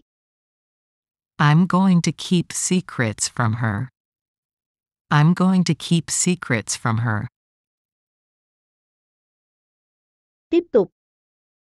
Keep on. Keep on. Cứ ăn đi. Just keep on eating. Just keep on eating. Theo kịp. Keep up. Keep up. Bạn khó theo kịp cô ấy lắm. You can't keep up with her. You can't keep up with her. Dẫn đến, đưa đến. Lead to. Lead to. Nó sẽ dẫn đến nhà của anh ta. It should lead to his house. It should lead to his house. Làm thất vọng. Let down. Let down. Anh ấy chưa bao giờ làm tôi thất vọng. He has never let me down. He has never let me down. Cho ai vào. Let in. Let in. Bạn đã cho ai vào đây? Who did you let in here? Who did you let in here? Nằm nghỉ. Lie down. Lie down. Bạn nằm xuống và nghỉ ngơi lát đi. Why don't you lie down and rest for a while? Why don't you lie down and rest for a while? Canh thẳng hàng, xếp hàng. Line up. Line up. Mọi người sắp hàng đi. Everyone line up. Everyone line up. Đăng nhập. Log in. Log in. Tôi không đăng nhập được. I can't log in. I can't log in. Đăng xuất. Log out. Log out. Tối qua tôi quên đăng xuất. I forgot to log out last night. I forgot to log out last night. Trông coi, chăm sóc. Look after. Look after. Phải có ai đó chăm sóc cậu bé. Someone's got to look after him. Someone's got to look after him. Nhìn xung quanh. Look around. Look around.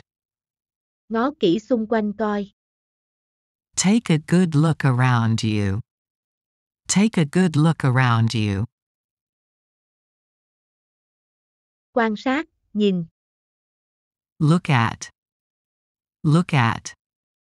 Nhìn con tàu kìa. Look at that ship. Look at that ship.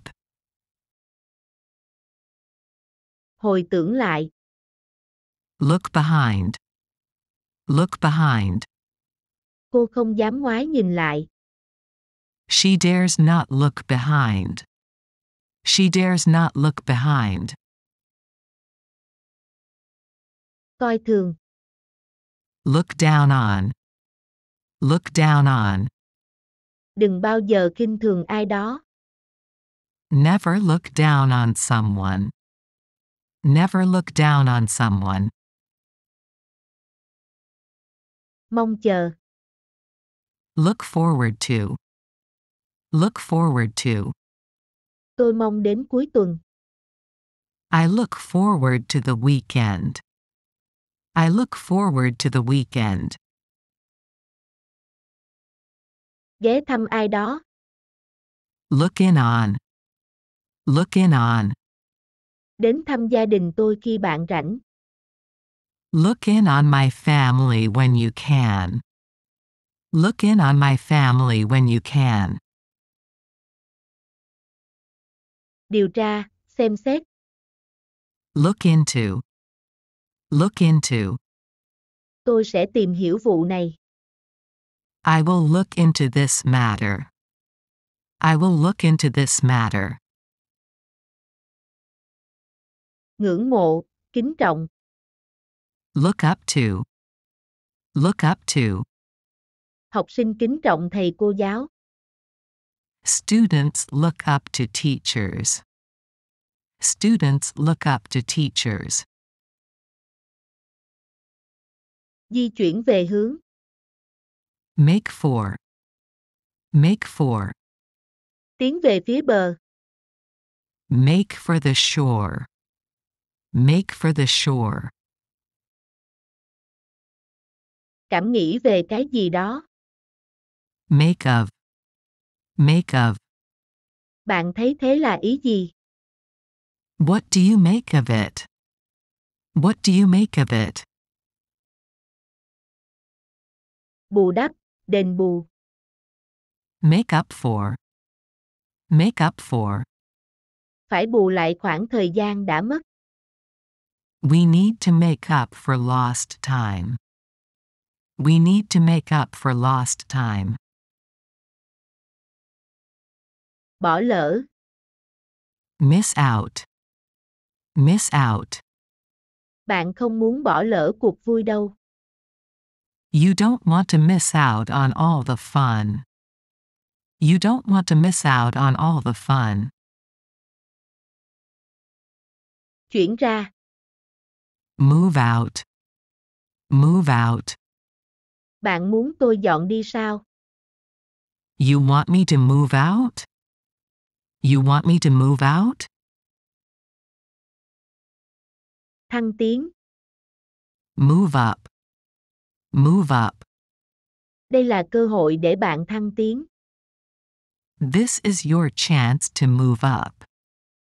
This is your chance to move up. Đi ngang qua, trôi qua. Pass by. Pass by. Tôi thấy bạn ngang qua đây nhiều lần. I've seen you pass by many times. I've seen you pass by many times. Ngất xỉu. Pass out. Pass out.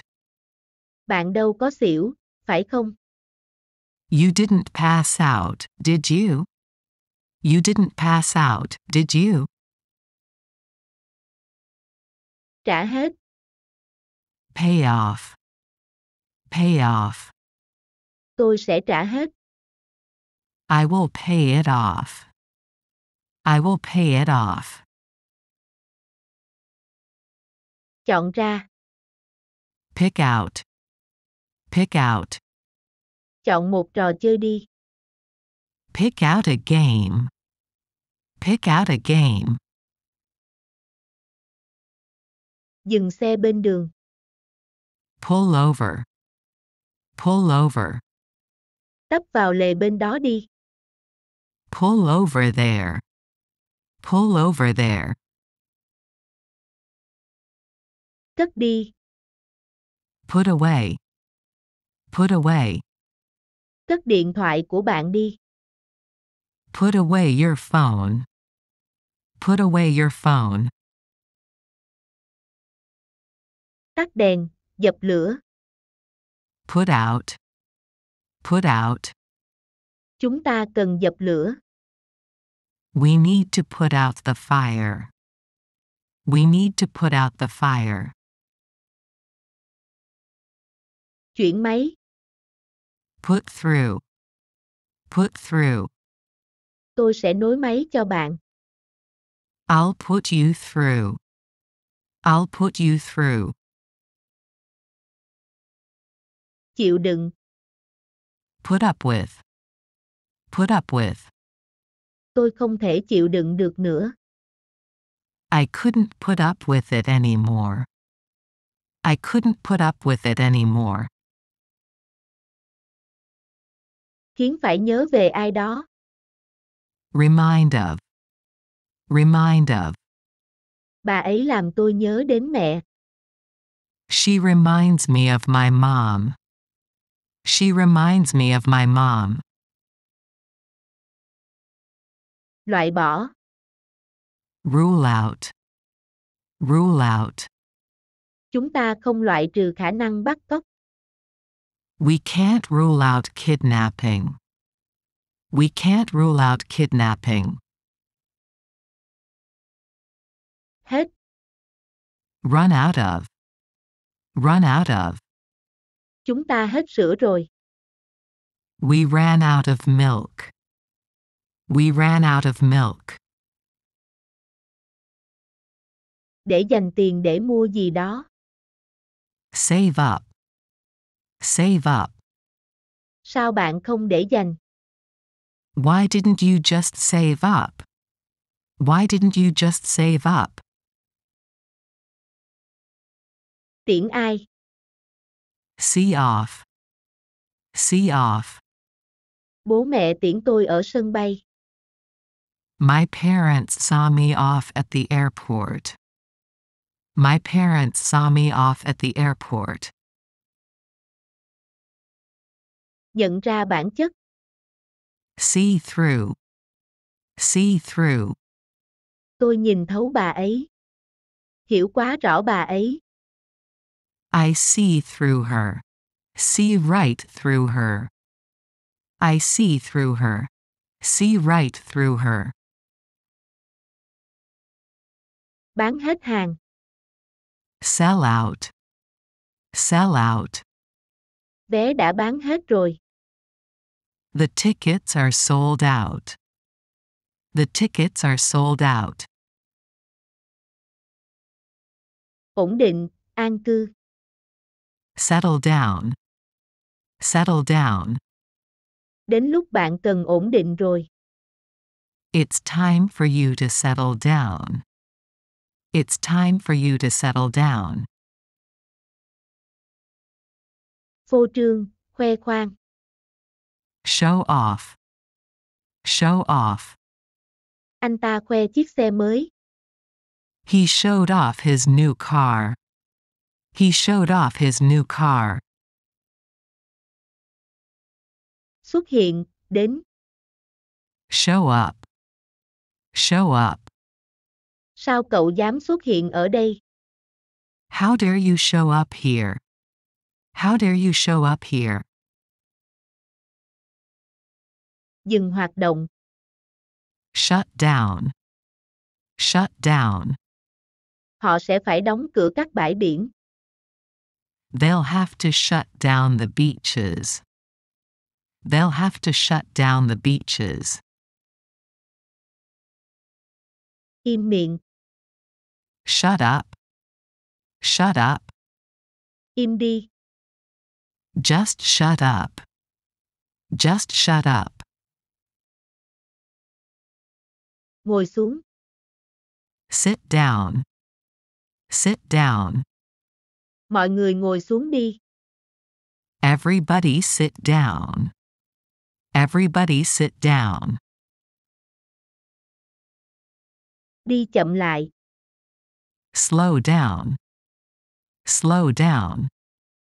Chậm lại đi, tôi không theo kịp. Slow down. I can't keep up. Slow down. I can't keep up. Phân loại. Sort out. Sort out. Tôi phải sắp xếp đồ đạc trong nhà. I have to sort out things at the house. I have to sort out things at the house.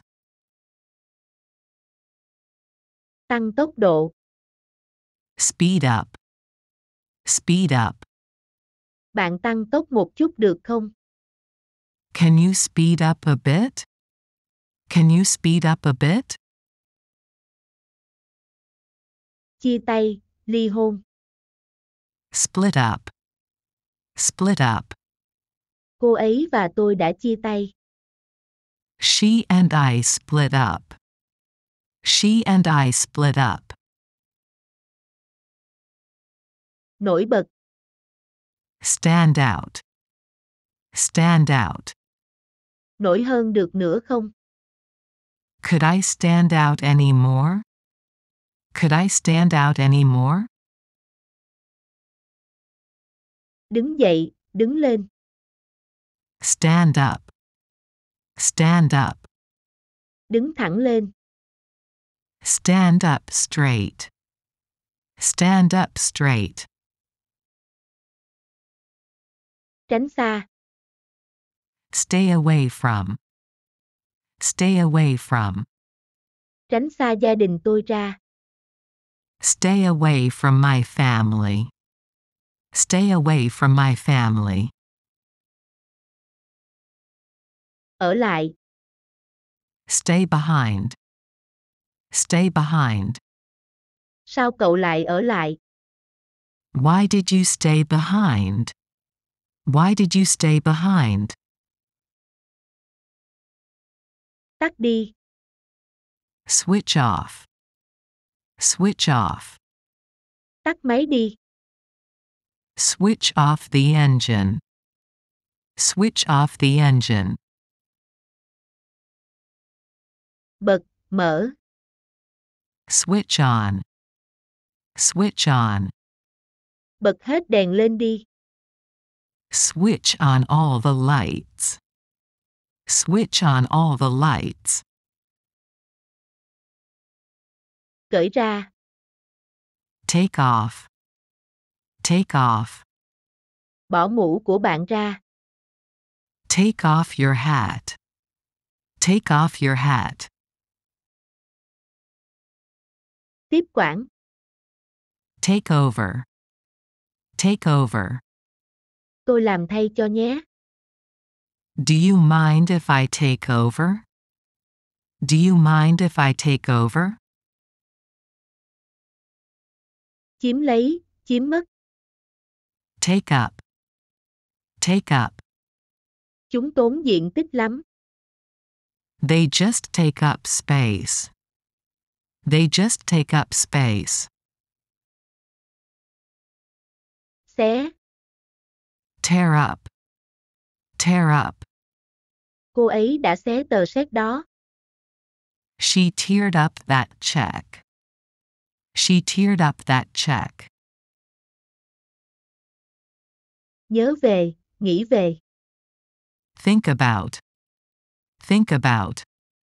Bạn có bao giờ nghĩ về điều đó không? Do you ever think about that? Do you ever think about that? Vứt bỏ. Throw away. Throw away. Bạn vứt cái gì đi thế? What did you throw away? What did you throw away? Nôn mửa. Throw up. Throw up. Tôi nôn mất thôi. I'm gonna throw up. I'm gonna throw up. Ràng buộc. Tie down. Tie down. Anh không muốn ràng buộc em. I don't want to tie you down. I don't want to tie you down. Hạ cánh. Touch down. Touch down. Chúng ta sẽ sớm hạ cánh xuống Anh. We'll touch down in England soon. We'll touch down in England soon. Quay lại. Turn around. Turn around. Hãy quay lại khi có thể. Turn around when possible. Turn around when possible. Giảm nhỏ lại. Turn down. Turn down. Vặn nhỏ nhạc lại. Turn down the music. Turn down the music. Biến thành. Turn into. Turn into. Sâu biến thành bướm. Caterpillars turn into butterflies. Caterpillars turn into butterflies. Bật, mở. Turn on. Turn on. Mở điều hòa đi. Turn on the AC. Turn on the AC. Thức giấc, tỉnh dậy. Wake up. Wake up. Anh ấy sẽ sớm tỉnh lại. He'll wake up soon. He'll wake up soon. Rửa tay, rửa chén. Wash up. Wash up. Rửa tay ăn tối đi. Wash up for dinner. Wash up for dinner. Viết xuống. Write down. Write down. Viết lại những gì ta đã nói. Write down what I said. Write down what I said. Tháo rời. Take apart. Take apart. Rã mấy cái xe ra. Take apart the cars. Take apart the cars. Tiếp quản. Take over. Take over. Tôi đến để tiếp quản. I'm here to take over. I'm here to take over. Nhớ về, nghĩ về. Think about. Think about. Hãy suy nghĩ điều tôi vừa nói. Think about what I'm saying. Think about what I'm saying. Ném, vứt, bỏ. Throw out. Throw out. Tôi phải bỏ đi một số thứ không xài. I have to throw out some junk. I have to throw out some junk. Nôn mửa. Throw up. Throw up. Nó khiến tôi buồn nôn. It made me throw up. It made me throw up. Hạ cánh. Touch down. Touch down. Chuyến bay đã hạ cánh đúng giờ. The flight touched down on time. The flight touched down on time. Mắt thường. Naked eye. Naked eye. Mắt thường không thể nhìn thấy được. Invisible to the naked eye. Invisible to the naked eye. Không cần thiết. No need. No need. Không cần vội. No need to hurry. No need to hurry. Tên ai cũng biết. Household name. Household name. Anh ấy là một người rất nổi tiếng. He was a household name. He was a household name. Lâu dài. Long term. Long term. Mục tiêu dài hạn của bạn là gì? What are your long-term goals? What are your long-term goals? Điều đầu tiên. First thing. First thing. Điều đầu tiên tôi nghĩ đến là bạn. The first thing I was thinking about was you. The first thing I was thinking about was you. Sáng sớm, bình minh. Crack of dawn. Crack of dawn. Cô ấy thức dậy từ sáng tinh mơ. She woke up at the crack of dawn. She woke up at the crack of dawn. Ngõ cụt. Dead end. Dead end. Đường hầm này là đường cụt rồi. This tunnel is a dead end. This tunnel is a dead end. Có thể đạt được. Within reach. Within reach. Tất cả đã nằm trong lòng bàn tay. It's all within reach. It's all within reach. Nói thật với bạn. To tell you the truth. To tell you the truth. Nói thật với bạn, tôi thích ở cạnh bạn. To tell you the truth, I'd like to be with you. To tell you the truth, I'd like to be with you. Nhiều. Plenty of. Plenty of. Ăn nhiều trái cây tươi vào. Eat plenty of fresh fruit. Eat plenty of fresh fruit. Sớm hay muộn. Sooner or later. Sooner or later. Sớm muộn gì, tôi cũng tìm thấy cô ấy. Sooner or later, I'll find her. Sooner or later, I'll find her. Ngày xưa. Once upon a time. Once upon a time. Ngày xưa, có một cô bé. Once upon a time, there was a little girl. Once upon a time, there was a little girl. Từng cái một. One by one. One by one. Từng cánh cửa mở ra. Doors opened one by one.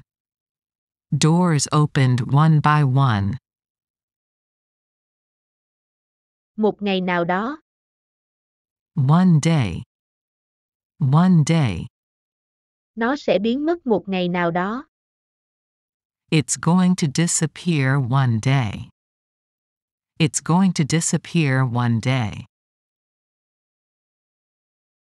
Âm độ C. Minus degrees Celsius. Minus degrees Celsius. Nước ở đây đang âm 2 độ C. The water here is minus 2 degrees Celsius. The water here is minus 2 degrees Celsius. Màu xanh nước biển.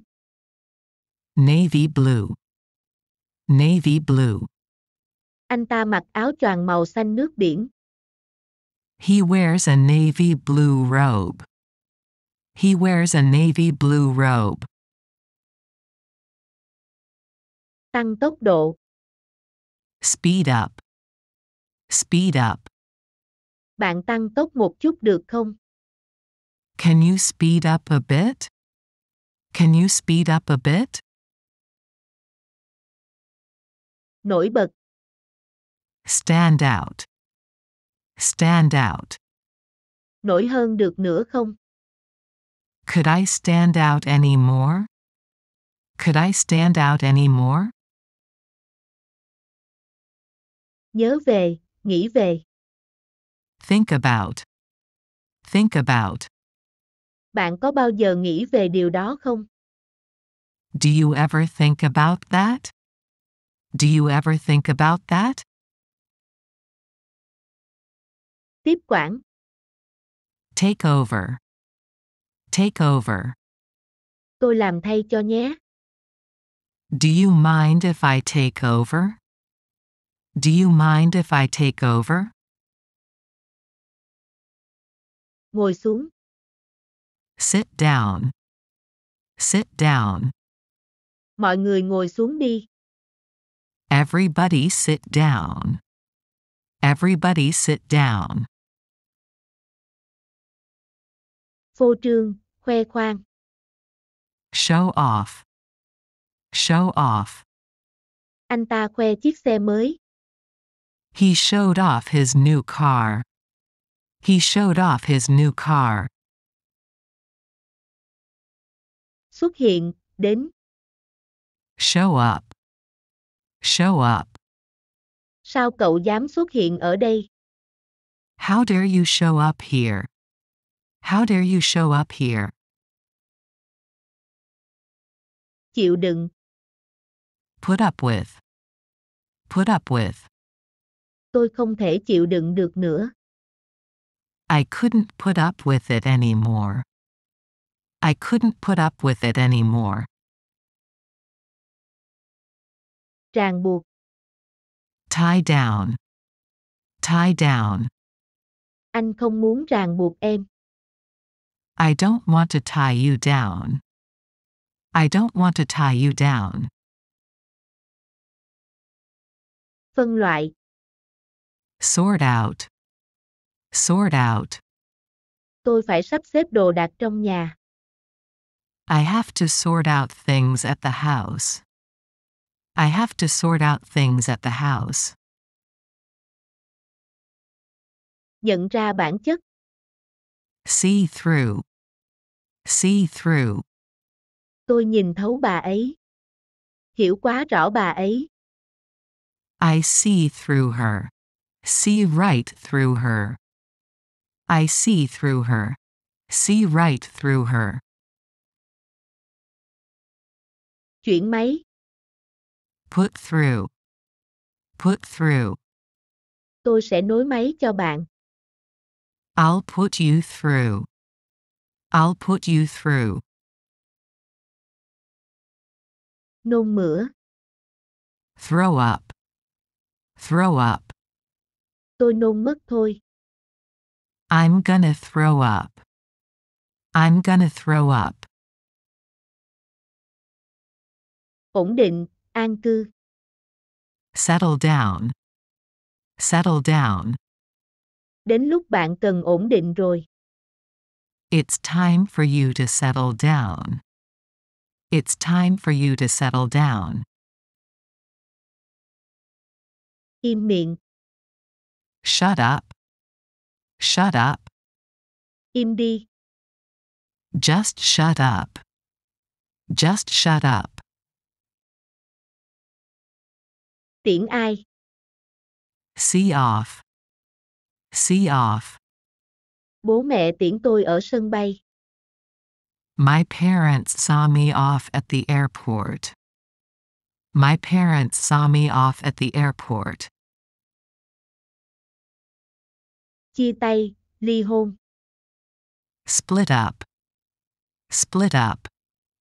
Cô ấy và tôi đã chia tay. She and I split up. She and I split up.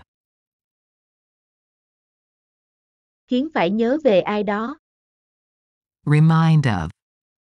Remind of. Bà ấy làm tôi nhớ đến mẹ. She reminds me of my mom.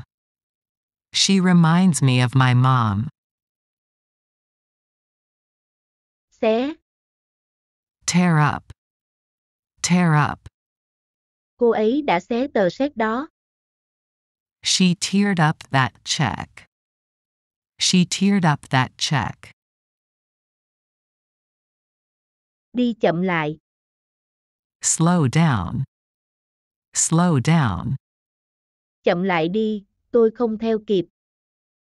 Slow down. I can't keep up. Slow down. I can't keep up. Đứng dậy, đứng lên. Stand up. Stand up. Đứng thẳng lên. Stand up straight. Stand up straight. Tránh xa. Stay away from. Stay away from.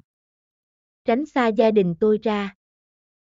Stay away from my family. Stay away from my family. Tắt đi. Switch off. Switch off. Tắt máy đi. Switch off the engine. Switch off the engine. Bật, mở. Switch on. Switch on. Bật hết đèn lên đi. Switch on all the lights. Switch on all the lights.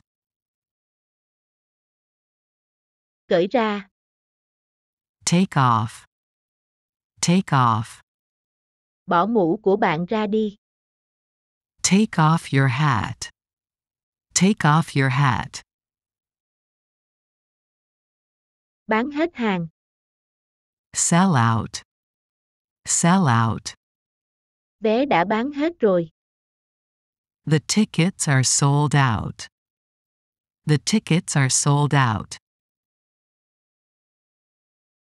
Chiếm lấy, chiếm mất. Take up. Take up. Chúng tốn diện tích lắm. They just take up space. They just take up space. Dừng hoạt động. Shut down. Shut down. Họ sẽ phải đóng cửa các bãi biển. They'll have to shut down the beaches. They'll have to shut down the beaches. Quay lại. Turn around. Turn around. Hãy quay lại khi có thể. Turn around when possible. Turn around when possible. Loại bỏ. Rule out. Rule out. Chúng ta không loại trừ khả năng bắt cóc. We can't rule out kidnapping. We can't rule out kidnapping. Tắt đèn, dập lửa. Put out. Put out. Chúng ta cần dập lửa. We need to put out the fire. We need to put out the fire. Hết. Run out of. Run out of. Chúng ta hết sữa rồi. We ran out of milk. We ran out of milk. Hạ cánh. Touch down. Touch down. Chúng ta sẽ sớm hạ cánh xuống Anh. We'll touch down in England soon. We'll touch down in England soon. Vứt bỏ. Throw away. Throw away. Bạn vứt cái gì đi thế? What did you throw away? What did you throw away? Ở lại. Stay behind. Stay behind. Sao cậu lại ở lại? Why did you stay behind? Why did you stay behind? Để dành tiền để mua gì đó. Save up. Save up. Sao bạn không để dành? Why didn't you just save up? Why didn't you just save up?